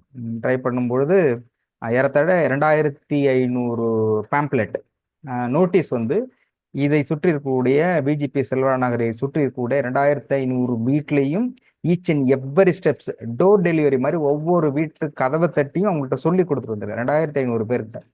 அப்போ சொன்னார் 2500 பேர்ல கொடுத்தாலும் வரமாட்டாங்கன்னு தான் சொன்னார். 2500 பேருக்கு நேரடியாக கொண்டு போய் எக்ஸ்பிளைன் பண்ணி கொடுத்துட்டு வந்து யாருமே வரல. அதுக்கப்புறம் 40,000 கிட்டத்தட்ட ப்ரொமோஷன்ஸ் செலவு பண்ணேன். அப்புறம் தனியாக நேம் போர்டு எவ்வளவோ வச்சு பார்த்தேன், எதுலையுமே வரல. அப்போ சொன்னார், அவர் கேஷுவலாக சொன்னார், இதுக்குன்னு ஆசீர்வதிக்கப்பட்டவங்க தனியாக இருக்கிறாங்க. அவங்க உன்னுடைய கர்மா நீ கரெக்டாக வச்சிருக்கும் போது தான் அவங்களே வருவாங்க. முதல்ல நீங்கள் சரி நீ அங்கே போகாதீங்க, இங்கே உட்காருங்க, வெளியில் போங்க. நமக்கு ப்ரொமோஷன்ஸ்னா வெளியே ரீச் பண்ணிட்டு அப்படி தான் வரணும்னு நம்ம நினைப்போம் இல்லையா? இப்போ ஏதாவது இப்போ அட்வர்டைஸ்மெண்ட் ஒரு படம் நல்லா ஓடணும்னா ப்ரொமோ ரீல்ஸ் இதெல்லாம் போடணும், அப்படி தான் வருவாங்க. அதுதான் பேஸ். ஆனால் டாக்டர் சொன்னார் அப்படி இல்லை, நீங்கள் சரி பண்ணுங்க, நீங்கள் உட்காருங்க, அதெல்லாம் போய் வெளியில் இருக்கிற வேலையை விட்டுருங்க. அதுவும் தேவைதான், ஆனால் அதை விட உள்ளே இருக்கிறது தான் ஃபர்ஸ்ட் இன்டர்னல் தான். நீங்கள் இன்டர்னல் செட்டிங்ஸ் உட்காந்து மெடிடேஷனில் கிளியராக ஆகிட்டீங்க, அதுக்கப்புறம் ஆட்டோமேட்டிக் வருவாங்க. நீ செய்யவே இல்லைனாலும் யார் மூலியமா அதை கேட்டு போய் வருவாங்க அப்படின்னாங்க. அப்போ அந்த ஒரு போர்ஷன்ல அதை விட இன்னொன்று, இந்த டாக்டர் இளங்கோ ஆயுஷ் ஹாஸ்பிட்டல் அப்படின்னு ஆரம்பிக்கும், இந்த பேர்ல ஆரம்பிக்கிறது ஸ்டார்டிங்ல இது சரியா என்னோட பாயிண்ட் ஆஃப் வியூல நான் எதிர்பார்க்குற ரீச் அடையலைங்கும் போது அப்போ டாக்டர் சொன்னாங்க உங்கள் மூலியமா அதை எடுத்து செல்ல வேண்டும், அந்த கர்மம் உங்களுக்கு இருக்கு, ஃபாலோ பண்ணும்போது என்னால் எடுத்துட்டு போக முடியாம ஓப்பனாக டிக்ளேர் பண்ண. அப்போ யாரு டாக்டர் இவர் நம்ம நண்பர் ஜெகதீசன், வனிதா மேடம் இருக்கான், அதை விட டாக்டர் மம்தா அப்படின்னு இருக்காங்க. மம்தா அப்படின்னு அவங்க டாக்டர், அவங்க டெல்லி மெடிக்கல் யூனிவர்சிட்டியில் கோல்டு மெடலிஸ்ட். அவங்க எனக்கு கூட ஒர்க் பண்ணுறாங்க அசிஸ்டண்ட்டாக. அவங்க ஒத்துக்கிட்டதுலாம் பெரிய விஷயம். நார்மல் சேலரிலே ஒர்க், மெடிக்கல் டாக்டர் அவங்க. அவங்க நான் இருக்கும்போது கரெக்டாக நான் எக்ஸிக்யூட் பண்ண முடியலங்கும்போது அவர் சார் டார்கெட் வச்சு இந்த டார்கெட்டில் இவ்வளோ பண்ணணும்னு பண்ண முடியல. அப்போ நான் என்ன சொன்னேன்னா, சார் இதிலிருந்து நான் விலகிக் கொள்கிறேன், இந்த மிஷன்ல இருந்து நான் விலகுறேன். ஏன்னா நான் வந்து எடுத்துக்கிட்டு ஃபோர் ஃப்ரண்ட்ல இருந்து இதை வந்து லீட் பண்ண முடியல, என்னால் முடியல. ஏன்னா சொன்ன ஒரு டேட்ல இதனால ரீச் பண்ண முடியல. அப்போ இது ஒரு பெரிய ஒரு மிஷன். இந்த இறை சட்டத்தின்படியும் இறைவர்களால் ஆசீர்வதிக்கப்பட்ட சித்தர்களால் ஆசீர்வதிக்கப்பட்ட ஒரு பெரிய மிஷன் எடுத்துட்டு போறோம். இந்த இடத்துல நான் இருக்கிறேன்னா நான் சரியாக எடுத்துக்கிட்டு போக முடிந்தால் மட்டுமே இதுல நான் எலிஜிபிளா இருக்குவேன். அதுதான் சரியா இருக்கும். அப்போ இந்த இடம் கிடைச்சிட்டுங்கிறதுனால சும்மா உட்கார்ந்து இருக்கிறதுல நியாயமா இருக்க முடியாது. அப்போ நான் வந்து எடுத்துக்கிட்டு போறதுல தவறி இருக்கிறேன், நான் சரியா செய்யல, அப்ப நான் இதுல இருந்து விலகுறேன். எனக்கு பதில் வேற யாராவது நீங்க அப்பாயின்மெண்ட் பண்ணிடுங்க. அப்பாயின்மெண்ட் பண்ணா அட்லீஸ்ட் அவர்கள் மூலியமாவது இது சரியான இடத்துக்கு ரீச் ஆகும் இல்லையா? அப்ப அவர் மூலியமா போகட்டும், அப்ப நான் கூட இருக்கிறேன், அவ்வளவுதான். பட் யார் மூலியமாவது இது வந்து மக்களை சென்றடைய வேணுங்கிறது என்னோட எண்ணம். அப்ப இதை விட இன்னும் தகுதியானவர்கள் இருந்தா நீங்க அப்படின்னா நான் டிராப் அவுட் பண்றேன் அப்படின்னு சொன்னேன். அப்புறம் திரும்ப கேட்டார், தெளிவா சொல்லுங்க அப்படின்னு. 3 முறை கேட்டார். 3 முறை நான் கிளியரா சொன்னேன், நான் இதிலிருந்து விலகுகிறேன், 100% இந்த முற்றிலுமாக இதிலிருந்து நான் விலகுகிறேன். எனக்கு பதில் வேற யாராவது நீங்க எடுக்கணும். சரி ஓகேன்ட்டு சார் ப்ரெசென்ட் பண்ணிட்டாங்க, இதுல இருந்து நான் விலகுறேன் சார், ஓகே ட்ராப் அவுட். இது ஆக்சுவலி நான் போகும்போது இதில் ட்ராப் அவுட். டாக்டர் இருந்தாங்க, டாக்டர் ஓகேன்னா அதுக்கு பிறகு டாக்டர் அவங்க நான் இல்லை இதுல இருந்து நான் விலகுறேன். விலகு பிறகு அப்புறம் தூத்துக்குடியிலிருந்து அவங்க என்ன என்னுடைய 14வது ஜென்மத்தில் என்னுடைய சிற்றன்னையாக இருந்தவர்கள் செந்தாமரை அப்படிங்கிறவங்க. இந்த நேரத்தில் அவருடைய நன்றி கடன் பட்டிருக்கிறேன். ஏன்னா எனக்கு முதல்ல இந்த பூர்வ ஜென்மம் அப்படிங்கிறத முதல்ல வந்து சேலஞ்ச் பண்ணி சொன்னது அவங்க தான். டாக்டரை நான் சந்திக்கிறதுக்கு முன்னாடி என்னுடைய பூர்வ ஜென்மமாக இருந்தாலும் அவங்க எனக்கு சொன்னாங்க, நீ உன்னுடைய அம்மாவிடம் அதிகமாக என் மீது அனுபவித்திருக்கிறாய், உங்க அம்மாவுக்கு கூட நீ வந்து சமாதி கட்டல, எனக்கு வந்து கோயில் கட்டியிருக்க அப்படின்னு. அதெல்லாம் எங்க இருக்கு அப்படின்னு அதுக்கப்புறம் சொன்னாங்க எங்க அது அவருடைய இது. அப்புறம் டாக்டர்கிட்ட கேட்டேன், இந்தம்மா உளர்றாங்களா, இந்த மாதிரி கேரக்டரா இல்லை உண்மையிலே ஏதாவது இருக்குதா அப்படின்னா அப்போ அவங்க சொல்றது உண்மைதான் அப்படின்னாங்க. அப்போ அவங்க வந்திருந்தாங்க. நான் சொன்னேன் இப்போ அவங்களுக்கு நான் இது விளக்குறேன் அப்படின்னு. அவங்க வரும்போது அவங்க வந்து இல்லை இல்லை அப்போ அவன் மகன் தான் கூப்பிடுவாங்க, என்னோட மகனே இல்லைன்னும் போது நான் மகனுக்கு தான் சப்போர்ட்டா இருப்பேன் அப்படின்னாங்க அவங்க. ஏறத்தாழ என்னோட ஏஜை விட 2 வயசு தான் இப்போதைக்கு. அவங்க என்ன வயசு 2 வயசு அதிகம். பட் மகன் சொல்லுவாங்க, என்னுடைய மகன் தான். அப்புறம் சார் எல்லாரும் முன்னாடியும் சார்முக தனியாக கூடும்போது மகனையும் வான்னு சொல்லுவாங்க. அவங்க அதுக்கப்புறம் டாக்டருக்கு ஒர்க் பண்ணாங்களே, டாக்டருக்கு அந்த அந்த போர்ஷன் போகுது. அப்புறம் டாக்டர் என்ன சொன்னாங்க, இல்லை சாருக்கு நான் ஒர்க் பண்ணுறேன் டாக்டர். அப்புறம் சொன்னேன் டிவைன்கிட்ட கூப்பிட்டுருங்க சார், டிவைன் யார் சூஸ் பண்ணுறாங்களோ ஒன்று. அப்போது இந்த மிஷன் அப்படிங்கிறது அந்த இடத்துல ட்ராப் அவுட் ஆகுது. திரும்ப வந்து அதன் பிறகு பயங்கர ஸ்ட்ரகிள். அப்புறம் அவங்களும் அதுலேருந்து வெளில போயிட்டாங்க, அவங்களும் போயிட்டாங்க. திரும்ப நான் மட்டும் கண்டினியூ பண்ணுறேன். ஸோ இந்த மிஷனில் இல்லை, அதுலேருந்து விலகி நான் போகிறேன். போனோடனே அதன் பிறகு ஒரு ஒரு வருஷம் கழிச்சு திரும்ப வந்து சாரோட இது வந்து டிவைன்ட்ட சார் ரெக்கமெண்ட் பண்றாரு, இல்ல ஏதோ ஒரு பர்பஸ்க்காக தான் இந்த ஆத்மாவை நீங்க எடுத்திருக்கீங்க, அப்போ அந்த ஆத்மாவை எடுத்திருக்கீங்கும் பொழுது தவறு செய்திருக்கலாம், அதனால அதை மன்னிச்சு திரும்பவும் ஏத்துக்குங்க. திரும்ப ரீஎன்ட்ரி கொடுக்குற டாக்டர் மூலியமா தான் ரீஎன்ட்ரி பண்றாங்க. ரீஎன்ட்ரி பண்ணும்போது அப்போ அவர் சொல்றாரு, இதை எடுத்துட்டு போகணும், வேற மாதிரி யோசிங்கன்னு. நான் அப்பயும் சொன்னேன், என்னால் எந்த மாதிரியும் யோசிக்க முடியல. என்னால் யோசிச்சிருந்த வழி எல்லாமே நான் யூஸ் பண்ணிட்டேன். பட் இதை நான் எதிர்பார்க்குற லெவலில் என்னாலையும் எடுத்துக்கிட்டு போக முடியல. நீங்கள் எதிர்பார்க்குற லெவலில் எனக்கு தெரிஞ்சு எடுத்துகிட்டு போக முடியல. இது ஒரு பெரிய மிஷன். எப்படின்னு சொன்னாக்க, இப்போதைக்கு ஒரு 100, 150, 200 பேர் லைவ்லையும் ஒரு ஆயிரக்கணக்கானவர்கள் வெளியில இருக்கிறவங்களை வச்சு தான் போயிட்டு இருக்கு. பட் ஒரு இதனுடைய ஆழமும் இதனுடைய தொலைநோக்கு பார்வை என்னால் முழுமையாக புரிந்து கொண்டதனால தான் என்னை விட ஒரு சிறந்த ஒருவரை நானே எதிர்பார்த்தேன். எப்படின்னாக்க, ஒரு இந்து மதம் அப்படிங்கிறது பகவத்கீதை, இஸ்லாமிய மார்க்கம்னா குரான், கிறிஸ்தவர்களுக்கு பைபிள். எப்படியோ அதை விடவும்னா உயர்வு அப்படி பெருசு அப்படின்னு சொல்லல. இது ஒரு மதம் சார்ந்ததையும் தாண்டி இது அனைத்திலும் இருக்கக்கூடிய மிகச்சிறந்த கருத்துக்களை எளிய முறையில் அறிவியல் பூர்வமாக, ஆன்மீகம் என்பது மதங்களை கடந்து, இறைவனையும் கடந்து ஒரு தெய்வீக தன்மையோடு ஒன்று விளங்க வேண்டும். அதன் மூலயமாக முழுமையாக 100% ஆரோக்கியமாக இருக்கவும், தேவையான பொருளாதாரத்தை பெற்றுக்கொள்ளவும், குடும்பத்தில் அன்பான குடும்பத்தை அமைதியோடு நல்வழி நடத்தி இறைத்தன்மையை படிப்படியாக கர்ம நிலையில் உயர்ந்து இறைத்தன்மை அடைவதற்கான ஒரு மிகப்பெரிய வழியாக இது இருக்கிறது. அப்போ அதை விடவும் ஒரு அப்போ என்ன, இப்போ பைபிள் அப்படின்னா நான் அதை விட பெருசு அப்படிங்கிறத மீன் பண்ண வரல. சொல்றேன்னா அதுக்கு இணையான அந்த அனைத்திலும் உள்ள சாராம்சத்தை இது கொடுக்கணும். எவ்வளோ பெரிய பொறுப்பாக இருக்க முடியும் அப்படின்னா, இன்னும் கூடுதல் உழைப்பும், பர்டிகுலர் இந்த மெடிடேஷன்ல தான் நமக்கு ரொம்ப சிக்கலே. எனக்கு அங்கே தான் நமக்கு மெடிடேஷன்ல வந்து கரெக்டாக எடுக்க முடியறதில்ல. அவர் ஒரு ஹிண்ட் கொடுத்துட்டு போவார், அது நம்மள்கிட்ட செட் ஆக மாட்டேங்குது. கடைசியில் வந்து எப்பயாவது ஒரு தடவை வரும், அது எப்போ வருதுன்னு நமக்கும் தெரியாது. அப்படியே வர்றது அது கரெக்டானு தெரியாது. இதை கண்டுபிடிக்கிறதுல சரியில்லை, டே டு லைஃப்ல போகல. அப்போ இந்த சுச்சுவேஷன்ல திரும்ப சார் என்கிட்ட கொடுத்த மிஷனுங்கிறது, ஒரு நாளும் கூட இந்த இதுல இருந்து டெய்லி டே டு டே லைஃப்ல meditation as well as utilize the prayer and power to the healing. இது வந்து ஹீலிங்ல நீங்க கொடுங்க அப்படின்னாரு. பட் அப்படி இருக்கிற சூழல்ல தான் ஹீலிங் அவ்வளோ இதனுடைய அருளாலும், டாக்டருடைய முழுக்க முழுக்க டாக்டர் தான். ஏன்னா நான் அதுல இருந்து பலமுறை விலகி இருக்கேன், வெளியில போயிருக்கேன். அதனால அந்த இடத்த ரீச் அவுட்டே பண்ண முடியல. இன்னும் சொல்றேன் இல்லையா, இப்போ கூட அந்த இது பணம் வாங்குங்க அப்படின்னா வாங்க முடியல. இன்னும் சில விஷயங்கள் டேட்டு இதை பண்ணுங்க அப்படிம்பாரு, கிளியரா சொல்லிட்டு ஆனாலும் முடியாது. இன்னும் அந்த அர்ஜுனன் அதனுடைய மனநிலையில தான் இருக்கேன். பட் அவர் சொன்னாரா அப்படிதான் அப்படிங்கிற மாதிரி டிசிஷன் சில டைம்ல எடுக்க முடியல. அப்படி உள்ள சூழ்நிலையில் அதை நான் கான்ஃபிடென்ட்டாக எடுத்துக்கிட்டு போகக்கூடிய சூழ்நிலை. இந்த 100 நாள் நம்ம அந்த லைவ் ஷோ எடுக்கும் பொழுது நான் டாக்டர் சொன்னதை ஃபாலோ அந்த ஹீலிங்கை வந்து ஃபாலோ பண்ணுறேன்னா, மெடிடேஷன் பண்ணி ஹீலிங்கை ஃபாலோ பண்ணுறேன்னா, அல்லது இதை டேக் ஆஃப் பண்ணுறேனா அப்படிங்கிற ஒரு கேள்வி. ஏன்னா அந்த கேள்விங்கிறது மிக சாதாரணம் இல்லை. எய்தர் ஆர் நெய்தர், இதுவா அதுவா, ரெண்டுமே ரொம்ப இம்பார்ட்டன்ட். இது வந்து போர்ஷனுங்கிறது இது ஆரம்பிச்சதுனால பெரிய ரீச்சில் போயிட்டு இருக்கு. பட் அப்போ ஆரம்பிக்கணுமா, அல்லது உங்களுக்கு கொடுத்த பணி அதுதான் உங்களுக்கு கொடுக்கப்பட்ட பணி அதுவா அப்படிங்கும்போது, சரி பரவாயில்ல அப்படின்னு அதுல இருந்த அது அது ஒரு கட்டத்துல இது ரெண்டும் சேர்ந்து பண்ணேன். பட் முடியல. ஏன்னா படுக்கிறது இப்போ தெரியும் கரெக்டாக, நான் போஸ்டர் கடைசி போடுறது 12க்கு மேலே தான், 12. அதன் பிறகு படுத்துட்டு அதுக்கு பிறகு காலையில் 3 மணி கம்பல்சரி. அலாரம் வைக்கிறது 3 மணிக்கு தான். 3 மணிக்கு எழுந்திரிச்சிருவேன்.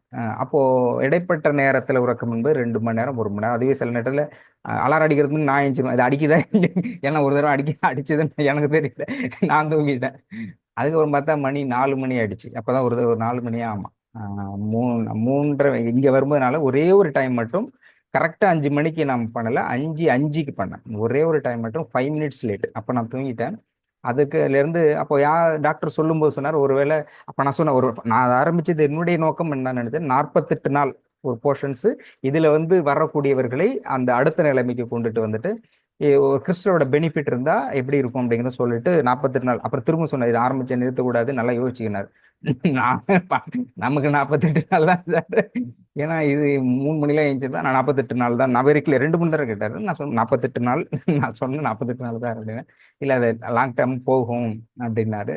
சரி போகணும்னா வேற ஆல்டர்னேட்டிவா பார்த்துக்கலாம் சார், முதல்ல 48 நாள் ரீச் அவுட் பண்ணிடுவோம் அப்படின்ட்டு 48 நாள் எடுக்கப்பட்டது. அப்புறம் தொடர்ச்சியாக போகும்போது அப்புறம் சார் சொன்னார், நிறைய இதில் நம்ம ஜூம் மீட்டிங் அட்டன் பண்ணோம். ஜூம் மீட்டிங் அட்டம்னா 5 மணிக்கு ஆரம்பிப்பாங்க. 5 என்ட்ரி ஆகுறதே 5:10க்கு, 5:15 வரும், 5:30 மணி ஆகிடும். 5:45 தான் ஒழுங்காக ஆரம்பிப்பாங்க. 6 மணி முடிஞ்சிச்சு, அடுத்த நாள் கிளாஸ் பார்ப்போம்னா டப்பாவி 1 மணி நேரத்தில் 3/4 மணி நேரம். சவுண்ட் இருக்குதா, செக் பண்ணீங்களா, கேட்குதா, audio clarity, are able to follow me, இதையே ஓடிட்டு இருக்கும் 1/2 மணி நேரம். கடைசியில் போயிட்டா ஆடிபிள் இல்லை மேடம், ஓகே, சரியா வரல மேடம், உங்களை உங்க பேசே காணுமே. சரி, இந்தாண்ட நவுத்து அந்தாண்ட நவுத்து இப்படியே ஓடிட்டு இருக்கோம். அப்ப அது சொன்னாரு, ஒரு கிளாஸ் நான் 6 மணி 5 மணிக்கு ஆரம்பிக்கிறேன்னா 5 மணிக்கு மிக துல்லியமாக ஆரம்பிக்கும், எந்த சூழ்நிலையும் டிலே இருக்க கூடாது அப்படின்னு. அதனாலதான் 5 மணிக்கு ஆரம்பிக்கிறேன், 4 மணிக்கு ரெடி ஆயிடும். 4 மணிக்கு கரெக்டா செஷன்ஸ் ஓப்பன் பண்ணேன். யாரும் வர்றாங்க இல்ல, சில டைம் நான் ரெடி 4 மணிக்கு கரெக்டா ரெடி, யாரும் வரல அப்படிங்கும்போது தான் வெயிட்டிங்ல இருப்பேன். கரெக்டா 4:10க்குள்ள என்ட்ரி கொடுத்துருவேன். 4:10 மேக்சிமம் 4:10. ஸோ எந்த சூழலிலும் என்னால் ஒரு நிமிடம் கூட இதுல வந்து டிலே ஆயிடக்கூடாது. என்னால் அப்படிங்கிறது இறைவனோட ஆசீர்வாதம் இருக்குது, அப்படி இல்லைன்னா இது பண்ண முடியாது. ஸோ டாக்டர் சொல்றாரு டிலே ஆகக்கூடாது. ஸோ அது டிலே ஆகக்கூடாது அப்படிங்கிறத வெரி கான்சியஸ். சில அது பொறுப்பு அப்படிங்கும்போது பணி என்பது ஒரு இதை எடுத்தோம்னா அதில் சிறப்பாக இருக்கணும். எண்ணி துணிக, இது எடுக்கிறோம் அப்படின்னா எண்ணி துணிக, துணிந்த பின் எண்ணுவோம் என்பது இருக்கு. எண்ணி துணிக கர்மம் துணிந்த பின் என்போம். இது இதை எடுக்கிறோம் அப்படின்னா வாட் எவர் இட் மேபி, எந்த வேலையா இருந்தாலும் அதை எடுக்கிறோம்னா அதில் சிறப்பாக இருக்க வேண்டும், அதை சரியாக செய்ய வேணும் அப்படிங்கிறதுல வெரி பிகினிங்ல இருந்து அது நம்முடைய கேரக்டர் அது. அது சில சொல்லும்போது சொல்லுவாங்க, அப்பா கூட சொல்லுவாங்க, எந்த வேலையை செஞ்சாலும் அது கரெக்டாக செய்யணும், அதில் முழுமையா முதல்ல திருப்தி இருக்கணும், அதில் சிறப்பாக செய்யணும். ஒரு சப்போஸ் ஃப்ளைட் ஓட்டுறோம் அப்படின்னா ஃப்ளைட் ஓட்டுறது அதுல நம்பர் ஒன்னா இருக்கணும், அதுல ஃப்ளைட் ஓட்டுறது நம்பர் எடுத்தல் ஏதோ அதுல முதல்ல இருக்கணும்.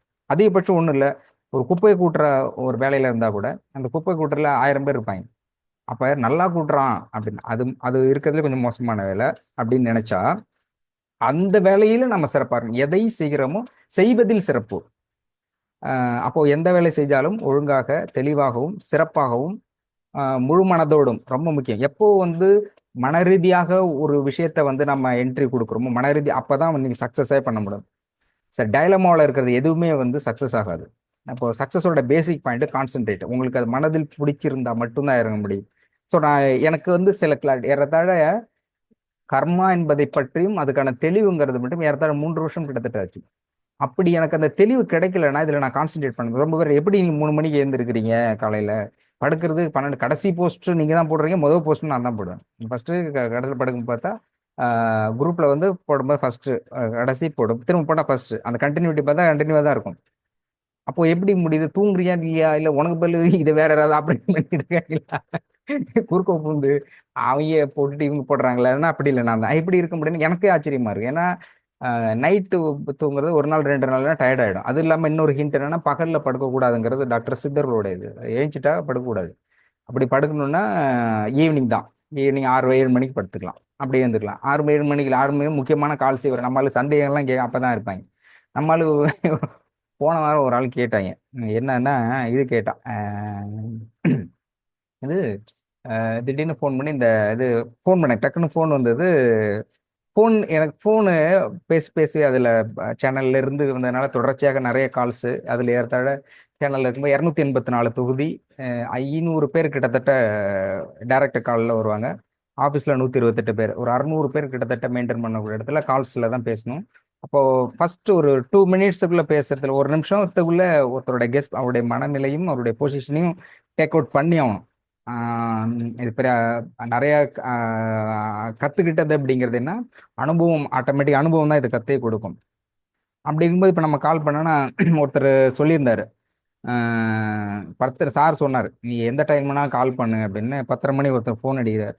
ஃபோன் அடிச்சுட்டு சரி 2 3 தடவை அப்பதான் சாப்பிட்டுக்கிட்டு உட்கார்றேன் நான். அந்த போன ஒரு தடவை தான் அடிச்சு, எனக்கு 2வது தடவை ஒரே ஃபோன் 2 தடவை வந்திருந்தா எனக்கு டக்குன்னு அதை எடுக்காம இருக்க மாட்டேன், எவ்வளவு இருந்தாலும் சரி. அவன் கேப்டன் மீட்டிங்ல கூட நான் உட்காந்து 2 மணி டக்குனு, ஏன்னா ஏதோ ஒரு எமர்ஜென்சியாக தான் தொடர்ச்சி அடிப்பாங்க அப்படிங்கிறதுனால எனக்கு அந்த அட்டென்ஷன் மாறிடும் டக்குன்னு. அதனால ஒரு தடவை ஒரு ஃபோன் அடிச்சா ஓகே, 2வது தடவை அடிச்சுட்டு 2 மணி நேரம் அதுக்கு ரொம்ப பேர் இதை நான் ஒருத்தர் சொன்னோடனே அவன் தொடர்ந்து வச்சுக்கிட்டே இருந்தான். என்னடா பாவம்னு இது ஹிண்ட் கொடுத்தாக்க அதை ஃபாலோ பண்ணிட்டு தொடர்ச்சி அடிச்சுட்டு இருப்பாங்களான்னா அது மாதிரி பண்ணக்கூடாது. பட் இருந்தாலும் நான் அதை அந்த என்னோட அட்டென்ஷன் மாறும், டக்குன்னு எடுப்பேன். அப்போ ஒரு 10:30 மணி சாப்பிட உட்காந்த கால்ஸ் வந்துட்டு 10-10:45 கால் வந்துட்டு சரின்ட்டு அர்ஜென்ட்டாக அதை இருக்கும் போது, ஏன்னா இங்கே வர்றது லேட் கால்ஸு, எமர்ஜென்சி கால்லாம் ரொம்ப முடியாமல் இருப்பவர்களும் தன்னுடைய நிலையை மீறி மனவேதனையில் இருப்பவர்களும், சிலர் வந்து பிரெயின் டியூமர் இருக்கிறவங்க, shivering patient, fever, highlight fever, ஹாஸ்பிட்டலில் முடியல எடுத்துகிட்டு போயிடணும் அப்படின்னு சொல்கிறாங்க, சிவியர் கேசஸ். அப்புறம் ஹஸ்பண்ட் ஒய்ஃப்ல நான் end of position like that suicide பொசிஷனில் இருக்கேன் நான் என்ன இந்த மாதிரி கால்ஸ் எல்லாமே வரும். அதனால வந்து நான் எந்த கால்ஸ் எல்லாம் தான் எடுத்துருவேன், ஈவன் சேனல்ல இருந்தே கூட. ஏன்னா சேனல்ல சில டைம்ஸ் கேப்டன் வந்து கேப்டன் காலை வரும் 12:30 மணி 1 மணிக்கு டக்குன்னு அடிப்பாரு.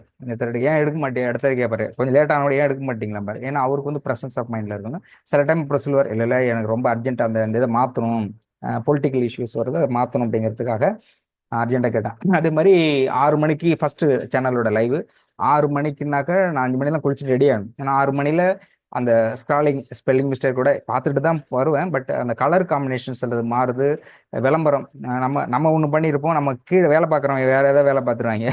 இது இப்படி ஆர்டர் போடுறான்னா அவன் மாற்றி போட்டுருவான். அதுவும் வரக்கூடாது. சப்போஸ் வந்தால் உடனே ஃபோன் அடிக்க ஆரம்பிச்சிடும். அப்போ நான் ஃபோன் எடுக்கும். அப்போ 6 மணிக்கு நான் ரெடி ஆகணும். 6 மணிக்கு ரெடி ஆகணும், 5 மணிக்கு எழுந்து குளிச்சு ரெடி ஆகணும். அப்போ ப்ரீ பிளான்டா ஆல்ரெடி நம்ம அப்படியே இருக்கிறதுனால ஃபோனை உடனே அட்டன் பண்ணுவோம். அதான் ஒருத்தர் வந்து 10 அடிச்சுட்டு கேட்டேன். ஃபோன் எடுத்த உடனே என்ன சொல்றாரு, சார் எனக்கு கொட்டாவியே வரலன்னு. என்ன கொட்டாவியே வரல? என்ன எது ஒரு தப்ப வந்து திரும்ப கேட்குறேன், என்ன உங்களுக்கு ப்ராப்ளம் அப்படின்னா, இல்லை கொட்டாவி வரலன்னு. கொட்டாவி என்ன அந்த நேரத்தில் அடிக்கிறேன்னு, இல்லை ஒரு யூடியூப் பார்த்தா அவங்க சொன்னாங்க, இது மாதிரி கொட்டாவி வந்ததுக்கு அப்புறம் தூங்குனாதான் நல்ல தூக்கமா இருக்குமா அப்படின்னு. கொட்டாவி இது யார் யார் சொன்னாங்க, நீ அங்கதானே போய் கேட்கணும். இல்ல இல்ல டாக்டர் சொல்லியிருக்காரு, உங்களுக்கு எப்ப என்ன போன் பண்ணு. அதுக்கு எந்த நேரத்துல என்ன கேள்வி கேட்கிற அப்படின்னு. இல்ல இல்ல அப்புறம் சொன்னேன், சார் டாக்டர் வந்து இப்ப அன்னைக்கு நம்ம நம்ம வெல்விஷர் ஒருத்தர் ஃபோன் பண்ணி சொன்னாங்க, சார் நீங்க அடிக்கடி சொல்றீங்க டாக்டர் வரல லேட் ஆகுதுன்னா உங்க மேல மிஸ்டேக் இருக்குது, உங்களுமே அடிக்கடி சொல்றா எல்லாமே தப்பா புரிஞ்சுப்பாங்க, ஏன்னா நீங்க அப்படி சொல்லாதீங்க. ஏன்னா டாக்டர் வந்து அதை சொல்லிடுறேன் நான் அவங்க சொன்ன முக்கியமான கருத்து. ஏன்னா நான் டாக்டர் ஒரு முறை வரலங்கும் போது அதை நீ சின்ன தவறு செஞ்சு ஒரு தடவை வரலங்க சொன்னாங்க. அதனால பெரும்பாலும் டாக்டர் வரல 99% he's connected with the divine. சித்தர்கள் அவரோட ஒர்க் இருக்கும். அப்படி இல்லைன்னா அஸ்ட்ரல் டிராவலில் இருப்பாங்க. First reason astral travel. ரெண்டாவது வந்து இங்க இருக்கக்கூடிய ரெஜிஸ்டர் பண்ணியிருக்கக்கூடிய அவர்களுடைய கர்மா கிளன்சிங்ல இருப்பாங்க. 2 ரீசனுக்காக தான் சப்போஸ் டாக்டர் கிளாஸ் வரல. அந்த 2 ரீசன் தான். என்னைக்கோ ஒரு நாள் என்கிட்ட சொன்னாரு இது மாதிரி நான் தப்பு. அதனால எனக்கு என்ன பயம்னா, நம்ம ஏதோ தப்பு பண்ணிட்டோமோன்னு அடிக்கடி எனக்கு அந்த மைண்ட் செட் ஆயிடுது. எவ்வளவு தப்பு பண்ணிட்டோமோ ஏன் வரல அப்படிங்கிறதுனால. அப்புறம் அவங்க தான் எனக்கு சொன்னாங்க, நீங்க அப்படி சொல்றதுனால எல்லாமே என்ன நினைப்பாங்க, அப்ப டாக்டர் இல்லையா இந்த ஆளு தான் நடுவில் உட்காந்துட்டு ஏதோ தப்பு பண்ணிட்டு உங்களை ஏதாவது சொல்லுவாங்கன்னு. அப்புறம் ஆமா நான், ஏன்னா ரொம்ப பேர் என்ன நினைச்சிட்டு இருக்காங்க, டாக்டர் வந்து அடிக்கடி சொல்றாரா, இவங்க வளைச்சு வளைச்சு கேட்டாலும் பொறுமையா பதில் சொல்லிட்டு இருக்காரா. அவங்களாம் நினைச்சிட்டாங்க டாக்டர் எப்போ வேணாலும் கிறிஸ்டல் கொடுக்க தயாரா இருக்காரு போல இருக்கு, அவரும் பேசுறதுக்கு தயாரா தான் இருக்காரு, மருந்தும் கொடுப்பாரு போல இருக்கு, அவர்கிட்ட வேணாலும் பேசிட்டு இருக்காங்க. நம்மளாலதான் நடுவில் உட்காந்துக்கிட்டு ரூட்டை மாத்தி விட்டுக்கிட்டு டாக்டர் லேட் ஆச்சு, டாக்டர் இல்ல, கிறிஸ்டல் இல்ல, மெடிசன் இல்ல அப்படின்னு நம்மளாலதான் டாக்டர் அப்பாயின்மெண்ட்டை மாத்தி விட்டுட்டு இருக்காரு அப்படின்னு சிலர் பேசும்போது தெரியும். எடுத்தோடனே சொல்லுவாங்க டாக்டர் இல்லையா என்ன, அதுக்குதான் ஏன் நான் பேசுறேன், அவர் பேச முடியாதுன்னா.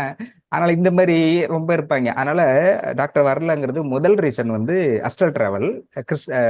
சித்தர்களோட கம்யூனிகேஷன் இருந்தால் மட்டும்தான் வரப்பேன். மேபி இப்பயும் அப்படிதான் நேற்றுக்கு சொல்லியிருந்தாங்க. ஏன்னா அந்த அமாவாசை ஒர்க்கில் தான் அந்த நாத்து இருக்கும்போது முழுமையாக அந்த ஒர்க்கு போயிட்டு இருக்கு. ஏன்னா லேட் ஆகுதுங்கிறதுனால டாக்டர் டெய்லி அந்த ஒரு தடவை தான் ஒரு கோரிக்கை வந்து சித்தர்கிட்ட வைப்பாங்க. பட் இப்போ வந்து டெய்லி அந்த கோரிக்கை வைக்கிறாங்க. என்ன பேஷண்ட்ஸ் வெயிட் பண்ணிட்டு இருக்கிறாங்க, அது மாதிரி இருக்கக்கூடாது. அவங்க என்ன நினைப்பாங்க, அவங்க வந்து கிளியரா இருக்காங்க, இதுல உள்ளவங்க இருப்பாங்க, கிளியர் ஆகும் 100%. அவங்க கிளியர் அப்படிங்கிறது not only those are come to here the problems for health issues are financial are relationship. Apart from that they have to ready to clear the karma due to the all negative karmas and good lead make a lead to happy life based of எல்லாத்தையும் clear பண்ணி அந்த அந்த பொசிஷனுக்கு தான் அவங்க கொடுத்துக்கிட்டு இருக்காங்க. But அதனால அவங்க வந்து ரொம்ப சாதாரணமாக இருப்பாங்க. பட் டாக்டரோட நம்மளுடைய டார்ச்சர் என்னோடது நான் அதிகமாக இருக்கேன். ஏன்னா ஒருத்தர் ஃபோன் பண்ணும்போது ரொம்ப கஷ்டமாகவும் இருக்கும். அவங்களுடைய தேவைகள் இருக்குது. நாளைக்கு பொண்ணோட அலைன்ஸ் ஃபிக்ஸ் பண்ணணும் சொல்லுங்க அப்படின்னு இருக்கும்போது நம்ம ஒரு பதில் சொல்லி அவனை எஸ்ஆர்னு சொல்லி அவனும்போது சில விஷயங்கள் சொல்ல முடியாமல் போயிடுது இல்லையா. அதனால இருக்கிறதுனால திரும்ப டாக்டர் வந்து டெய்லி ப்ரெஷர் கொடுத்துட்டு இருக்காரு. அப்படி பண்ணக்கூடாது, ஒரு தடவை சொன்னாலே போதும் அதுக்கான பதில் வந்துடும். பட் இப்பவும் அந்த சார் டாக்டர் ஒருவேளை வரலன்னா அதுக்கான ரீசனுங்கிறது சித்தர்களோட கம்யூனிகேஷன்ல இருக்கிறாங்கன்னு தான் ஃபர்ஸ்ட் அர்த்தம். செகண்ட் வந்து இது ஓகே, நம்ம அந்த இதுக்கு வரணும். 10:30 மணிக்கு ஃபோன் பண்ணா இல்லையா கொட்டாவி வரலன்னு, அவ வந்து கத்திக்கிட்டு ரெண்டு கொஞ்சம் பேசுறது இருக்கு இல்லையா, கைண்ட்னஸ் ஸ்பீச் இல்லாம போயிடுது. ஆனா இல்ல நீங்க பதில் சொல்லுங்க, டாக்டர் தான் எப்போ வேணாலும் கொடுக்கலாம், எப்போ வேணாலும் ஃபோன் பண்ணுங்க அப்படின்றாரு, நீங்க தான் அட்டன் பண்ண மாட்டேங்கிறீங்க சொல்லுங்க அப்படின்னா. நான் சொன்னேன் தயவு செஞ்சு போனை வச்சிரு, இப்போ கொட்டாவி வருது இல்லையோ, அடுத்தது கெட்டாவி தான் உனக்கு வரும். இதோட போன் அடிச்சு 11 மணிக்கு போன் அடிச்சு இதையா கேட்டுக்கிட்டு இருப்பேன்னா, இதுக்கு பதில் சொல்ல முடியாதுன்னு சொன்னா. அப்புறம் சொன்னாரு, அப்புறம் இல்ல சார் உங்க மேல நிறைய மிஸ்டேக் இருக்கு. என் மேல என்ன மிஸ்டேக் அப்படின்னு. நீங்க வந்து நான்வெஜ் சாப்பிட சொல்றீங்க அப்படின்னாரு. நான்வெஜ் நான் இப்ப சாப்பிட சொன்னேன் அப்படின்னு. இல்ல சார் ஒமேகா 3 வந்து மீன்ல தான் இருக்கு அப்படின்னு சொன்னீங்க. ஏப்பா மீன்ல தான் இருக்குன்னு சொன்ன, அதுக்காக மீன் நீ சாப்பிடுன்னு சொல்லி அவங்க வந்து ஒழுங்காவே பார்க்கல பண்றது. மீன்ல இருக்கவனே கட் பண்ணிட்டான். ஆமா மீன்ல இருக்குன்னு அர்த்தம், மீன் தானே சாப்பிட சொல்றீங்கன்னு. ஐயே நீ ஒரு அர்த்தம் ஃபுல்லா கேட்டீங்க. மீன்ல இருக்குது அதிகமான்னு சொல்றாங்க. ஆனால் அது இல்லாமல் நான் ஃபுல்லா அடுத்த ஸ்டெப்ஸ் சொல்லியிருக்கேன். ஒமேகா வந்து வேற எதுல ஒமேகா நீங்க எடுத்துக்கலனாலும் உணவிலிருந்து உங்களுக்கு தேவையான ஆற்றலை எடுக்கக்கூடிய மெடிக்கல் மெத்தடாலஜி நம்ம உடம்புல இருக்கு. அதுதான் ஆற்றல் மாற்றம் அப்படிங்கிறது. அதை தான் நம்ம கிளாஸ்ல சொல்றோம். ஒரு ஆற்றல் எப்படி மாற்றப்படுகிறது அப்படிங்கிறத சொல்றோம் அப்படின்னு நான் சொன்ன நம்ம கேட்கல. டக்கு டக்குன்னு கேட்டுட்டு இருந்தாரு. அடுத்து வந்து இல்ல இல்ல நீங்க அப்படித்தான் சொல்றீங்க. டாக்டர் ஒன்று சொல்றாரு சாப்பிடக்கூடாது நான்வெஜ், அவர் சொல்றாரு நீங்க வந்து நான்வெஜ் சாப்பிடலாம்னு சொல்றீங்க, அந்த மீன் எல்லாம் சொல்றீங்க. நான் மீனுனாலே மீன் சாப்பிடணும்னு அர்த்தம் இல்லையா அப்படின்னு கேட்டிருந்தேன். அது அப்புறம் சொல்றாரு நாங்க வந்து பியூர் வெஜிடேரியன் அப்படின்னு. அப்புறம் நான் ரொம்ப நேரம் போயிட்டு இருந்துட்டு இன்னும் காய்ச்சி பொறுமையா சொல்றத கூட கேட்க மாட்டேங்க, நாமளே சாப்பிட விட்டுட்டு உட்காந்து பேசிட்டு இருக்குமேன்ட்டு அப்புறம் சொன்னேன். ஆமா உங்களுக்கு பைல்ஸ் பிரச்சனை ஏதாவது இருக்கா அப்படின்னு. ஆமா உங்களுக்கு எப்படி தெரியும்னு. தெரியுதே நீ பேசுற வேகத்தை பாரு. உனக்கு பல வருஷமா பைல்ஸ் பிரச்சனை இருக்க மாதிரி இருக்குன்னு. இல்ல சார் பல வருஷமா இல்ல ஒரு 10 மாசமா தான் இருக்கு. உனக்கு தெரிஞ்சது 10 மாசம். எனக்கு தெரிஞ்சு நீ எப்ப இந்த மாதிரி ஒண்ணு இந்த மாதிரி நீ பேச ஆரம்பிச்சதுனால இப்படி வந்திருக்கும், இல்ல அப்படி வந்ததுனால இப்படி பேச ஆரம்பிச்சிருப்ப. தயவு செஞ்சு ட்ரீட்மெண்ட் எடுத்துக்க என்ன. சார் அதுக்காக தான் நான் சார் கிட்ட போனேன், அப்பாயின்மெண்ட் உங்கள்கிட்ட கிடைக்கவே மாட்டேங்குதுன்னு. கண்டிப்பா அப்பாயின்மெண்ட் உனக்கு கொடுத்து முதல்ல உன்னை சரி பண்ணுவோம். அப்பதான் நம்ம சரியா இருக்க முடியும். வேணா அப்பாயின்மெண்ட் கொடுத்துறேன்னு. அப்புறம் அந்த நான்வெஜ் உனக்கு என்ன பிரச்சனைன்னு. நான்வெஜ் வந்து உண்மையிலேயே சாப்பிடக்கூடாது சார். Right okay. அப்போ இவ்வளவு கேள்வி கேட்குறீங்களே, நான் கேட்கிற ஒரு பதில் சொல்லு. எதுக்கு நம்ம ஒரு பாயசத்தை போட்டாதான் சரி வரும்ட்டு நான் ஒரு கேள்வி கேட்கிறேன், அதுக்கு நீ பதில் சொல்லு அப்படின்னா. சரி சார் சொல்லுங்க. நானு சரி இப்ப நீங்க நான்வெஜ் கொழுப்பு ஃபேட் எல்லாம் சொல்றது எது சொல்றீங்க? ஆடு மாடு கோழி, குறிப்பா ஆட்டுக்கறி மாட்டுக்கறி அப்படிங்கிறது, மட்டன் பீஃப் இதுல வந்து கொழுப்பு இருக்குது அதானே? அதானே இறைச்சி, அது கொழுப்பு இருக்குது அப்படிதானே? அது சாப்பிடக்கூடாதுங்க அதுதானே உங்களுடைய? ஆமா எஸ் சார் அப்படின்னு. ரைட்டு. இப்போ ஆடு மாடுலாம் என்ன சாப்பிடுது அப்படின்னா, புல்லு மேயுது, தழை இலை, தண்ணி குடிக்குது. புல்லு தழை இலை தண்ணி குடிக்குது புல்லு. ரைட் இது தெளிவா இருக்கியா? நான் தெளிவா இருக்கேன். ரைட் இது கரெக்டா? நான் கரெக்ட். நல்லா ஒரு தடவை யோசிச்சு ஆடு மாடுலாம் என்ன சாப்பிடுன்னு திரும்ப ஒருத்தர் சொன்னேன். சார் அதான் சொல்லிட்டேன் என்ன சார் திரும்ப திரும்ப யோசிட்டீங்க, புல்லு தழை தான் சார், அது ஏழை தழை தான் சார் அப்படிது. அப்ப நல்லா யோசினேன். வக்கீல்லாம் சாப்பிடும் சார். ரேட்டு ரேட்டு வக்கீல்லாம் சாப்பிடுதா? சரி இது ஃபைனலா? ஓகே அப்படின்னா அப்புறம் நான் கேட்டேன், இலை, தழை, புல், வைக்கோல், தண்ணி இதை மட்டுமே குடிச்சுக்கிட்டு இருக்கிற ஒரு ஆட்டு மாட்டுக்கு எப்படி கொழுப்பு வந்தது? அது உடம்புல எப்படி கொழுப்பு வந்தது? அது வச்சுட்டு ஆமால்ல என்ன? ஆமாலாம் இல்ல. ஒழுங்கா எவ்வளவு மணி நேரம் ஆனாலும் நான் அப்படியே உட்காந்துருக்கேன். ஆட்டுக்கு இலைத்தழை சாப்பிடக்கூடிய ஆடு மாடுகளுக்கு உடம்பில் எப்படி கொழுப்பு வந்தது அப்படின்னா. இது தெரியலையா சார்? இல்ல நீ பதில் சொல்லாம போனை நான் வைக்க மாட்டேன். ஒருவேளை நீ போனை கட் பண்ணாலும் நான் திருப்பி கால் அடிப்பேன். இதுக்கு நீ முதல்ல பதில் சொல்லு. வளைச்சு வளைச்சா கேட்கிறேன் நீ. பாவம் அவரு ஏதாவது எமர்ஜென்சியா இருக்குங்க, எப்போ வேணாலும் கால் பண்ணலான்னா கேட்கறதுக்கு ஒரு ஒரு இது இருக்கு. ஸோ சைக்காலஜிக்கலா ஒரு கேள்வி, யாரும் புரிஞ்சுக்க முடியாத ஒரு கேள்வின்னா பரவாயில்ல. கொட்டாவி வருதா கொட்டாவி வருதாங்கிறத ஒரு கேள்வியா நினைச்சுக்கிட்டு கேட்டுட்டு இருக்கேன்னா, அதுவும் நான்வெஜ் வெஜிடேரியனா கிளியரா ஒரு விஷயத்த சொன்ன பிறகு கூட பார்த்துட்டு நான் சொன்னேன். இந்த கோட் பண்ணி ஒரு ஏற்கனவே ஒருத்தர் மலேசியால ஒருத்தர் சொன்னாரு, என்னுடைய வீடு கேள்வி கேட்கணுங்கிறத பிறகு என்னுடைய பர்டிகுலரா என்னோட எல்லாமே நோட் பண்ணி எந்தெந்த இடத்துலலாம் சொல்லியிருக்கேன், அதுக்கு தெளிவு என்ன இல்லை கிளாரிட்டி இல்லைன்னு நோட் பண்ணி இந்த வீடியோவில் நீங்கள் இருக்க இந்த இந்த இத்தனாவது பாயிண்ட்ல இந்த மாதிரி சொல்லியிருக்கீங்க அப்படின்னு. அது வந்து ரிசர்ச் ஓரியன்ட். டெஃபினட்டாக அதை நான் கடமைப்பட்டிருக்கேன், அவருக்கு நன்றி சொல்ல கடமைப்பட்டிருக்கேன்.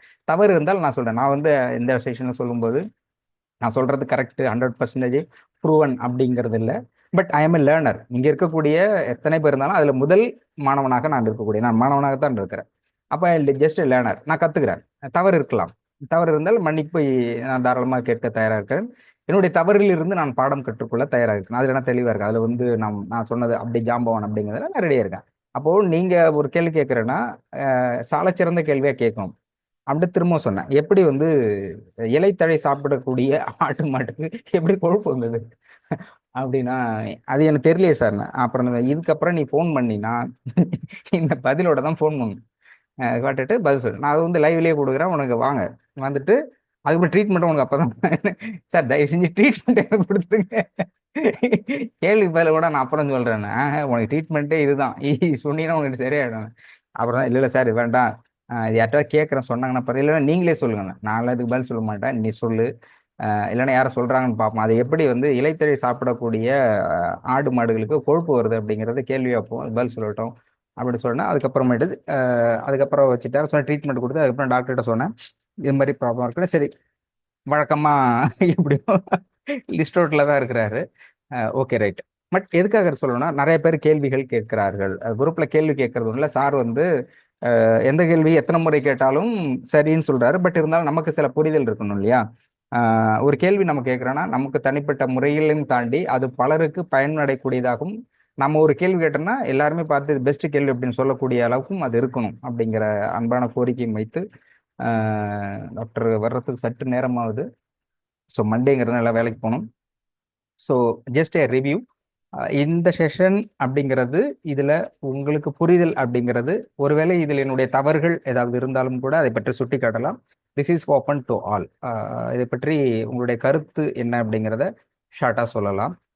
Share to our thought. என்ன கற்றுக்கொண்டோம் பெற்றுக்கொண்டோம் அப்படிங்கிறது ஒருவேளை நீங்க சொல்லக்கூடிய கருத்துக்கள் கூட மற்றவர்கள் ஏற்றுக்கொள்ளக்கூடியதாகவும் ஃபாலோ பண்ணக்கூடியதாகவும் சிறந்த கருத்தாகவும் இருக்கலாம், இருக்கணும் அப்படின்னு நினைக்கிறேன். யாராவது இதை பற்றி சுருக்கமா கருத்துக்கள் சொன்னா நல்லா இருக்கும். Kavitha madam, Latha madam, Karunanidhi sir, Tamilmani madam, Saraswathi madam, யாராவது, இல்ல மற்றவர்கள், சாந்தி மேடம் உள்பட பலர், எனிபடி? ஆ. சார், நீங்க ஒரு உங்களோட இது சொன்னீங்கல்ல சார், உங்க ம். வீடு வந்து ஒருத்தங்களுக்கு வாடகை கொடுத்து, அதுல எனக்கு என்ன தோணுதுன்னா, அவங்க ஆல்ரெடி ஏதோ பண்ண கர்மாக்கு தான் இப்ப அவ்வளோ சஃபர் பண்ணிட்டு இருக்காங்க. ஒரு 2 லட்சம் கொடுத்து கூட அது கூட ஒரு ஒரு ஸ்மூத்தா அவங்க ரிலேஷன்ஷிப் போகல, அவங்க பிரதர் கூட. ம். அப்படி இருக்கும்போது இப்ப வந்து இந்த கர்மா வந்து அவங்களுக்கு வலை விரிச்சு வச்சிட்டு இருக்குது. நீ திரும்பவும் அதுக்குள்ள மாட்டிக்கோங்கிற மாதிரி. இப்ப உங்க வீட்டை வந்து அவங்க வச்சுக்கணும்னு நினைக்கிறாங்கன்னா, அதை விட பெரிய கர்மா வந்து வெயிட் பண்ணிட்டு இருக்கு அவங்களுக்கு. ஆ. அவங்க அதுக்குள்ள மாட்டிக்க பாக்குறாங்க. எஸ் இது எஸ். நம்ம இதுல இருந்து எப்படி வெளியே போகணும்னு நினைக்கிறத விட்டுட்டு, இன்னும் உள்ளுக்குள்ள ஒரு டீலாக்குள்ளேயே விழுந்துடணுங்கிற மாதிரி அவங்க வெயிட் பண்ணிட்டு இருக்காங்க. ஆமா. அது பாக்குறதுக்கு வந்து ரொம்ப பிட்டியா இருக்கு. எஸ். இது தேவையே இல்லாம நம்ம ஆல்ரெடி எவ்வளவோ பெரிய பெரிய லோடோட தான் வந்திருப்போம். அதுக்கு மேல எக்ஸ்ட்ராவா வாங்கிக்கணும் அப்படின்னு நம்ம ஏன் நினைக்கணும்?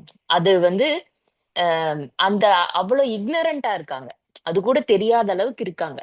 அவங்க கண்ணு முன்னாடி நீங்க சொல்லியும் கூட, நீங்க அவங்க இப்படி பண்ணாங்க, இவங்க இப்படி பண்ணாங்கன்னு சொல்லியும் கூட அவங்க புரிஞ்சுக்கிறதா இல்ல. நம்ம என்னென்னமோ கஷ்டப்படுறோம்னா, அதுக்கு நம்ம என்னமோ பண்ணிட்டு வந்திருக்கோம். இப்ப ம். திரும்ப இப்ப நம்ம அ இப்படி அவர் கேட்டும் கூட நம்ம அந்த தப்ப பண்ண பாக்குறோமே அப்படின்னு அவங்க தெரிஞ்சுக்க மாட்டேங்கிறாங்க. இப்ப இந்த இந்த மாதிரி தான் வந்து நெறைய பேர் வந்து அ எ நம்ம நம்மல்லாம் எல்கேஜி லெவல்ல இருக்காங்கன்னா, அவங்க இன்னுமே கீழ தான் இருப்பாங்க போல இருக்கு. அதுலருந்து வெளிய வர்றதுக்கே யோசிக்கிறது இல்ல. ம். இப்ப இது நம்ம இங்க கர்மா ஹீலிங் இதுக்குள்ள வந்ததுக்கு அப்புறம், இப்ப நீங்க சொன்னீங்கல்ல, என்ன ஹெல்ப் பண்ணணும்னா யோசிக்கணும் அப்படிங்கிற மாதிரி. இப்ப நமக்கு வந்து பேசுறதுல இருந்து எல்லாத்துலயுமே வந்து ஒரு யோசிச்சு நம்ம நம்ம பசங்கள எல்லாம் நீங்க எடுத்துக்கிட்டீங்கன்னா, நான்லாம் அசால்ட்டா ஈஸியா திட்டிருவேன். அதுலலாம் கர்மா வருது. அதெல்லாம் எனக்கு நான் யோசிக்கவே மாட்டேன். இப்ப நேத்து நான் ஏதோ ஒண்ணு நான் நான் வந்து தப்பா புரிஞ்சுகிட்டு நான் என்னமோ ஒண்ணு சொன்னதுக்கு, என் பொண்ணு வந்து முகத்த ஒரு மாரி சுருக்குறா. எனக்கு வந்து திக்குன்னு ஆகுது. ஐயய்யோ! நம்ம வந்து நானும் தப்பா இப்ப சொல்லல. அவ தப்பாவும் புரிஞ்சுகிட்டா. அவ மேலயும் தப்பு இல்ல, என் மேலயும் இது இல்ல. ஆனா அதுக்கு வந்து அவ்ளோ வருத்தமாகுது. ஆ நான் வந்து திரும்ப திரும்ப சொல்றேன். சாரிம்மா, நான் வந்து வேணும்னே சொல்லல. நீ சொன்னத நான் இந்த மாரி புரிஞ்சுகிட்டேன். அதனால தான் வந்து திரும்ப திரும்ப இத பண்ணாத வகை அப்படின்னு நான் சொன்னேன் அப்படின்றதுக்கு, அ அந்த மாரி நம்ம நம்ம வந்து அ இப்ப நீங்க, ஐயாலாம் வந்து எங்கள வந்து ரொம்ப என்ன சொல்றது? ஸ்ட்ரீம்லைன் பண்றீங்க. சின்ன சின்ன விஷயத்தையும் நம்ம வந்து உணர்ந்து பேசணும். Okay okay. ஒழுங்கா யோசிச்சு அதான் ஃபோக்கஸ்டா இருக்கணும். நம்ம ம். வார்த்தையில இருந்து, நம்ம செயல்ல இருந்து ஃபோக்கஸ்டா இருக்கணும் ஓகே. அப்படிங்கிறதுக்கு நீங்க சொல்றீங்க. அது ரொம்ப ஹெல்ப்ஃபுல்லா இருக்கு ஓகே சார். ஓகே, நன்றி நன்றி மேடம், நன்றி, பரவாயில்ல. உங்களோட இதுல பத்தி நேத்திக்கு கவனிப்பதை கவனிக்கிறது இல்லையா? இப்ப நான் வந்து இருக்குன்னா, அதனால எல்லாருமே நான் வந்து லைவ்ல இருக்கிறது என்னன்னா, லைவ்ல இருக்கிறது கேமரா ஆன்ல இருக்கிறதுங்கிற போது இந்த லைட் இருக்கு இல்லையா, லைட்டோட எனர்ஜி வந்து கிடைக்கும். நீங்க பார்க்கறத விட உங்களை பார்க்கும்போதும் அந்த கேமரா ஆன்ல இருக்கும்பொழுது you can get the more energy, powerful energy கிடைக்குங்கிறதுனால பலர் வந்து நீங்க கேமரா ஆன் பண்ணியிருக்கீங்க. சில பேர் ஃபேமிலியில் லேடிஸ் இருக்கிறதுனால சூழல் இருக்கும். ஆனால் பெரும்பாலும் முடிஞ்சாக்க கேமரா ஆன் பண்ணி வச்சுருங்க, ரொம்ப முக்கியம். உங்களோட பாயிண்ட் இருக்கு இல்லையா, உண்மையில அவர் கர்மாவை பத்தி தெரியாது. என்னோட வீடு சம்பந்தமா சொன்னீங்க இல்லையா, அவர் கர்மா பற்றி தெரியாது, பட் ஏமாத்தலாம் நினைச்சிருக்காங்க. Right, okay. அதாவது அவருக்கு தான் கர்மா பற்றி தெரியல அப்படிங்கிறத தாண்டி என்னுடைய புரிதல், கர்மாவை பற்றி இந்த மக்களுக்கு சொல்லக்கூடிய உச்சபட்ச நிலையில் இருப்பவர்களும் அதை செய்கிறார்கள். அதுக்கு உதாரணமா சொல்லணும்னா, காஞ்சிபுரம் சங்கரராமன் படுகொலை இருக்கு இல்லையா, எனக்கு சேனல்ல இருக்கும்போது வெரி கிளியரா தெரியும். அதை நம்ம டீப்பா போக வேண்டாம், அது வெரி கிளியரா தெரியும். ஆக சங்கராமன் கொலையில் நடந்ததுங்கிறது அந்த இடத்துல இருக்கிறவங்க கர்மாவை பற்றி தெரிந்தவர்கள் தான், கர்மாவை பற்றி இந்த மக்களுக்கு புனிதமான தன்மையை போதிப்பவர்கள் தான் அதற்கும் காரணமாக இருந்திருக்கிறார்கள் அப்படின்னு நினைக்கும் போது, இப்ப கர்மாவை தெரிந்து கொண்டவர்களும் அதை ஃபாலோ பண்றாங்க இல்லையா, பின்பற்றுவதில் மிகப்பெரிய சிக்கல் இருக்கிறது, தவறுகிறார்கள். நிச்சயமா கர்மா அது அதை பத்தி டீச் பண்ணுங்க அப்படின்னா அதை பத்தி மணிக்கணக்கில் பேசுவாங்க, மணிக்கணக்கு சொல்லுவாங்க, அதுக்கு உதாரணம் காட்டுவாங்க, மிகச்சிறப்பாக அதை ஃபாலோ அதை கேட்கறவங்க ஃபாலோ பண்ணுவாங்க. ஆனால் அவர்களே கர்மாவை பற்றி சொல்லுகிறவர்களே அதை பின்பற்றுவார்களா அப்படின்னா அது கேள்விக்குறி. அதனால இது சாதாரண சப்ஜெக்ட் இல்லை, ரொம்ப. அதனால தான் சார் சொல்றாரு இது வந்து ஒரு மாச கோர்ஸ், ஒரு வருஷ கோர்ஸ், ஒன் டே கோர்ஸ் எல்லாம் கோர்ஸ் கிடையாது. Till end of the life, ஒரு கடைசி காலகட்டம் வரையும் கூட கற்றுக்கொள்ளே இருக்கக்கூடியது. மருந்தினோட பிறப்புங்கிறதே கடைசி வரை கற்றுக்கொள்வது தான். ஈச் அண்ட் எவ்ரிடே லேர்னர் தான். அப்படி அந்த இடத்துல தான் இருக்குங்கிறதுனால நீங்க புரிஞ்சுக்கிட்டது ஓகே. கர்மா பற்றி அதை நான் திரும்ப இந்த இடத்துல தெளிவுபடுத்துன்னா, தர்மம் கண்டிப்பா செய்யுங்க. என்னோட பொறுத்தவரை டாக்டர் சொல்றது 100% சொல்லுங்க. அதை நான் அகத்தியர் இன்னொரு தெளிவுபடுத்த விரும்புறேன். அகத்தியர் கோட் சொன்னார் இல்லையா டாக்டர், அதாவது நீங்க சாமியே கும்பலன்னா பரவாயில்ல, கோயிலுக்கே போகலாம் பரவாயில்ல, தர்ம சிந்தனையோட இருந்தால் உன் பின்னால் இறை கையேந்தி வரும்னார் இல்லையா. அது எக்ஸ்ட்ரா முடிஞ்சாக்கா அந்த திரும்பவும் நான் போஸ்ட் பண்றேன். ஒவ்வொருத்தரும் அந்த வீட்டில் ஃப்ரேம் பண்ணி வச்சிங்க. அது வந்து தான் ரியாலிட்டி கர்மா கிளியரன்ஸ். அதுதான் தர்மம் அப்படிங்கிறது மிகச்சிறந்த தர்மம் செய்யுங்க. அதெல்லாம் சார்ட்ட கேட்டு அதை கிளாரிட்டி கொடுக்க சொல்லியிருக்கேன். சார் நிச்சயமா கொடுக்குறேன்னு சொல்லியிருக்காரு, கன்ஃபியூஷன் ஆகிட்டு இருக்காங்க. தர்மம் செய்கின்ற பொழுது சப்போஸ் தவறானவர்களுக்கு நம்ம கொடுக்கணும், ஏன்னா கஷ்டப்படுறாங்கனாலே அவங்க கெட்ட கர்மா தான், இதுல வந்து டவுட்டே இல்லை. அப்ப தர்மம் அப்புறம் யாரும் செய்யறது? நம்மளோட பெரிய ஆளுக்கு போய் நம்ம செய்ய முடியுமா? பண்ண முடியாது. பெரிய நம்மளோட கோடீஸ்வரன் தான் நான் தர்மம் செய்யணும் தயவு செஞ்சு வச்சுக்கோன்னா அவன் தூக்கி மூஞ்சி அடிச்சு உனக்கு என்ன வேணும் அப்பட்ட தர்மம் நம்மளோட கீழ்நிலையில் இருப்பதான் தான் செய்யணும். அப்ப நிச்சயமா அவங்க பேட் கர்மா தான் இருப்பாங்க. அப்ப அந்த மன்னிப்போடு சேர்த்து செய்யும் பொழுது நிச்சயமாக அது நல்ல பலன் நமக்கு கொடுக்கலாம் அப்படின்னு நினைக்கிறேன். அதனால மன்னிப்பு எது செஞ்சாலும் மன்னிப்போடு சேர்த்து செஞ்சிருங்க அப்படிங்கிறது சரியா இருக்கும் அப்படின்னு நினைக்கிறேன். நன்றி. வேற யாராவது short and sweet can you share your listen, what you have to listen here in the session? வேற யாராவது? வணக்கங்க ஐயா. ஆமா, வணக்கம் வணக்கம். நம்ம அனுபவத்துல இருந்து நம்ம குழந்தைங்க தானே அப்படின்னு சொல்லிட்டு நம்ம நிறைய உண்மையிலேயே கோபப்பட்டு நிறைய பேசிடுறோம். அது வார்த்தைகள் வந்து கொஞ்சம் கடினமா கூட சில சமயங்கள்ல இருந்துருது. ஆனா என்னை பொறுத்த வரைக்கும் ஐ எம் பிளஸ்டு தான். குழந்தைகளை பொறுத்த வரைக்கும் இந்த விஷயம் நடக்கல அப்படிங்கறதுனால நாம சொன்னதை கேட்டிருந்தாக்க இந்த விஷயம் நடந்திருக்குமல்ல அப்படின்னு சொல்லிட்டு நாம சொல்றோம். இதனால அவங்க நடந்துகிட்டதையும் இதையும் பொறுத்து பார்க்கும்போது அவங்க கிட்ட இருந்து நம்ம லெசன் கத்துக்கணும் அப்படிங்கிற மாதிரிதான் இருக்குது. அந்த குழந்தைகள்ல நாம நினைக்கிறோம் அவங்களுக்கு நம்மளை விட உண்மையாவே ஐயா சொன்ன மாதிரி நிறைய பிறவிகள் அவங்க நமக்கு முன்னாடி இருந்திருக்கான். நாம கம்மியான பிறவிகள் கூட இருக்கும். அவங்க கிட்ட இருந்து நான் உண்மையிலேயே என்னுடைய பையன்கிட்ட இருந்து பொண்ணுகிட்ட இருந்தும் நிறைய லெசன்ஸ் கத்துக்கிறேன். அவங்களோட பொறுமையெல்லாம் பார்த்துட்டு நிச்சயம் வெற்றி கிடைக்குங்கிறது ஒரு இது இருக்குது.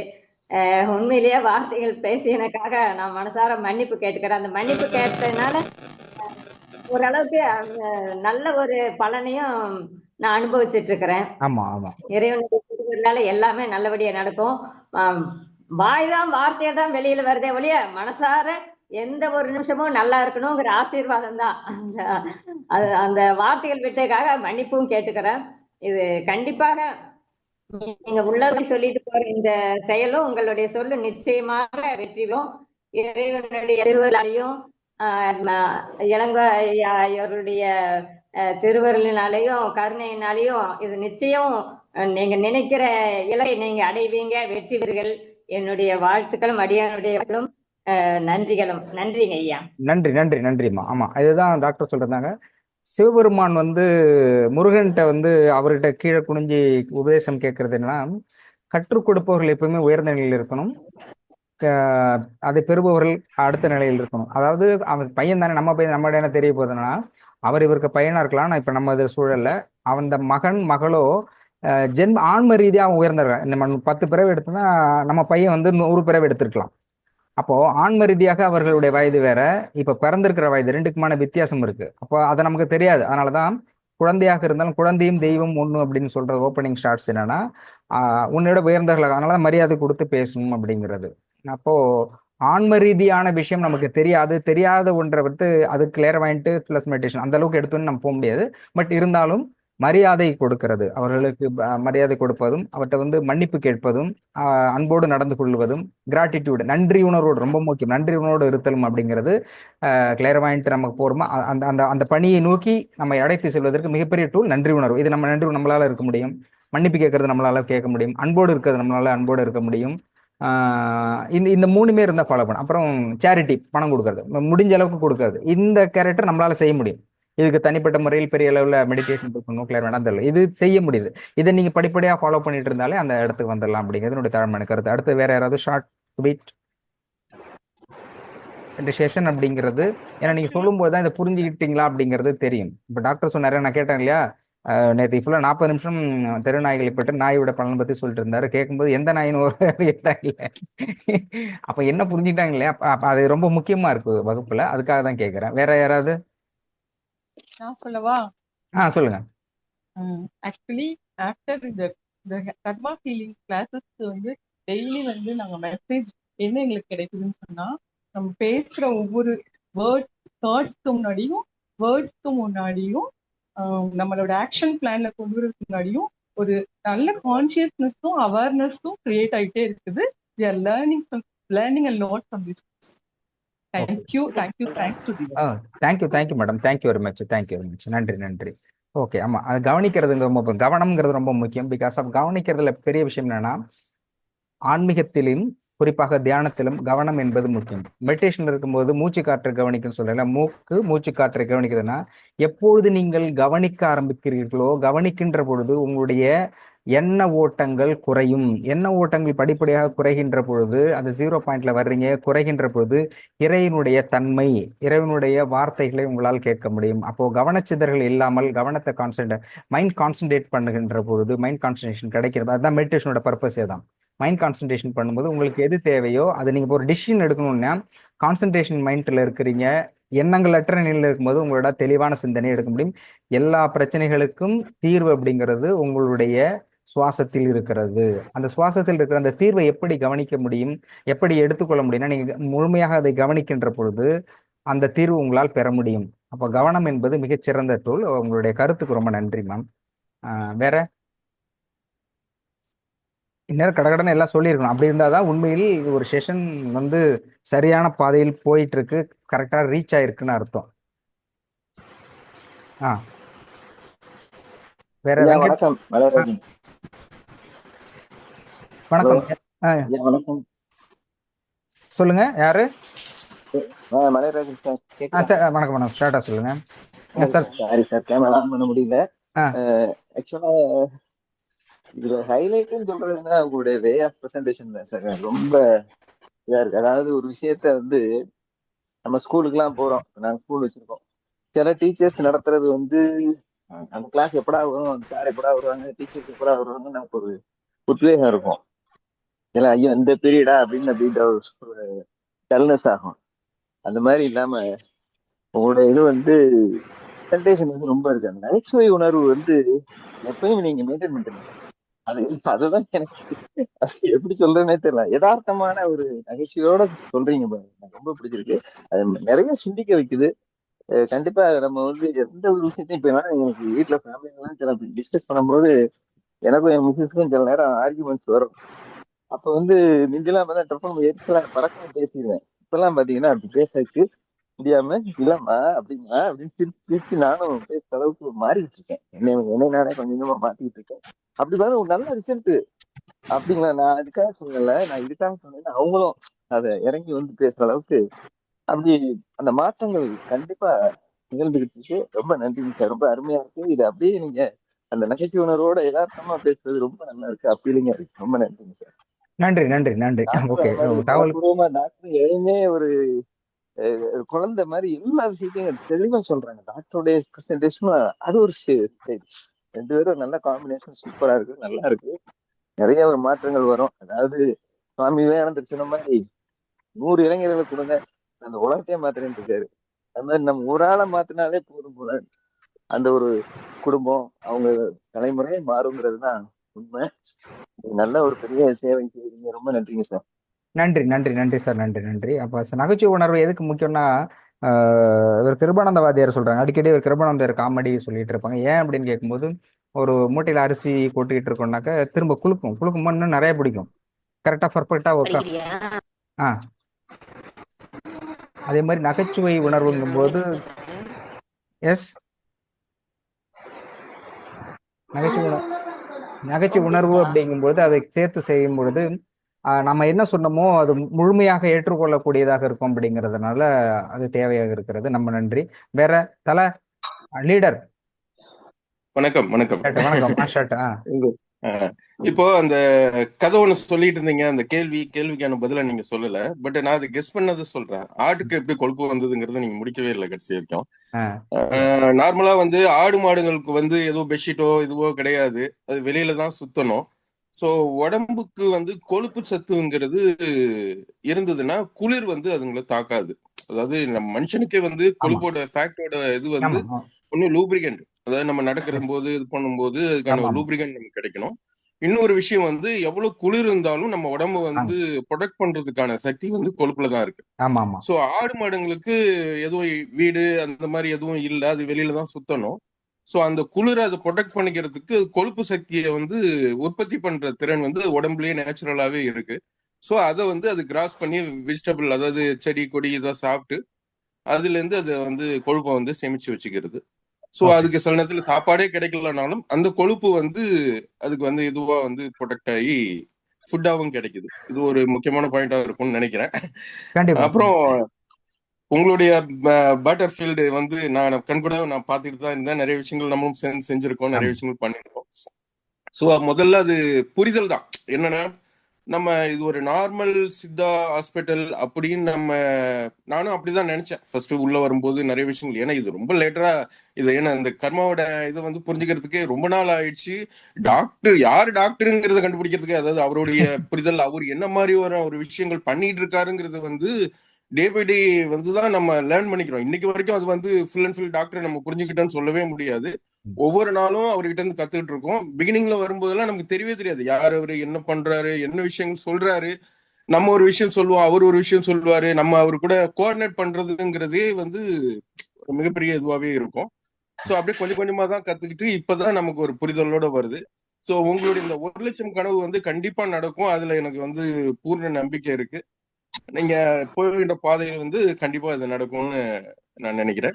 வாழ்த்துக்கள். உங்களுக்கு சிறப்பான பணி தொடரணும். With your support, thank you very much. கண்டிப்பா கண்டிப்பா கண்டிப்பா முழு சப்போர்ட்டோட வரும். அதே மாதிரி அந்த அகத்தியோரோட இது வந்து நான் ஒரு டிசைன் பண்ணி உங்களுக்கு அனுப்புறேன். யாருக்கெல்லாம் தேவையோ அதை நீங்க பிரிண்ட் எடுத்து டிசைன் பக்காவா டிசைன் பண்ணி கிளாரிட்டியோட அனுப்புறேன். கண்டிப்பா அனுப்புறேன். கீழே வந்து டாக்டர் இளங்கோவாய்ஸ் ஹாஸ்பிட்டல் போட்டு அகத்தியரோட குரல் அது கண்டிப்பா கண்டிப்பா அது ரொம்ப ரொம்ப இம்பார்ட்டன்ட். ஓகே, அதை அனுப்புங்க, பாத்துக்கலாம். நன்றி நன்றி. ஓகே, நன்றி. இன்னைக்கு வகுப்பை நிறைவு செய்யலாம்னு நினைக்கிறேன். நன்றி.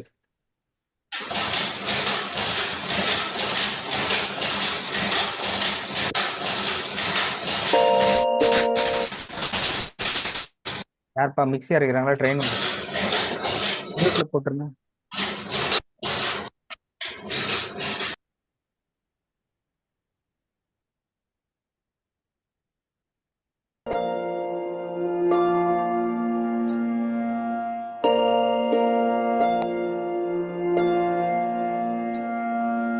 கருவாக்கி உருவாக்கி எனையாண்டு காத்தருளும் இறைவா நன்றி. எங்கும் நிறைந்தோனே எல்லை இலாதானே எங்கேயும் எப்போதும் என் குலம் காப்பவனே நெஞ்சம் துணிய துணையாய் வருவாய் நேர்மறை உணர்வுகள் பெருகிடச் செய்வாய் உடலில் உறுதியை பெரிதாய் தருவாய் உனை உணரும் அறிவை என்னுள்ளருள்வாய் சுற்றமனைத்தும் காப்பவனே செய்தொழிலில் ஏற்றம் தருபவனே எடுத்த செயலில் வெற்றி கொடு என் ஆற்றல் பெருகிட அருளை கொடு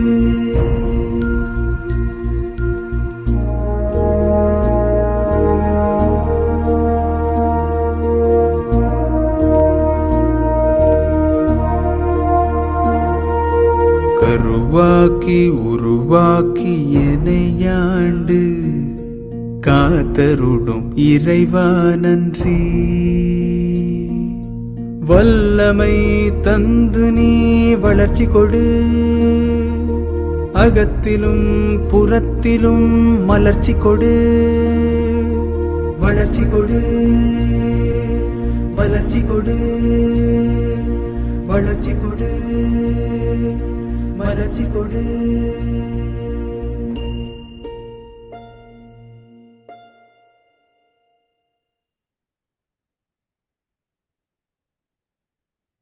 மிக்க நன்றிகளுங்க ஐயா. நன்றி சார். நன்றி சார். பங்கு பெற்ற அனைவருக்கும் நன்றி சார். நன்றிங்க சார். தவறுகள் இருந்தால் மன்னிக்க வேண்டுகிறேன். நன்றி நன்றி நன்றி. தேங்க்யூ. நன்றி. Thank you very much.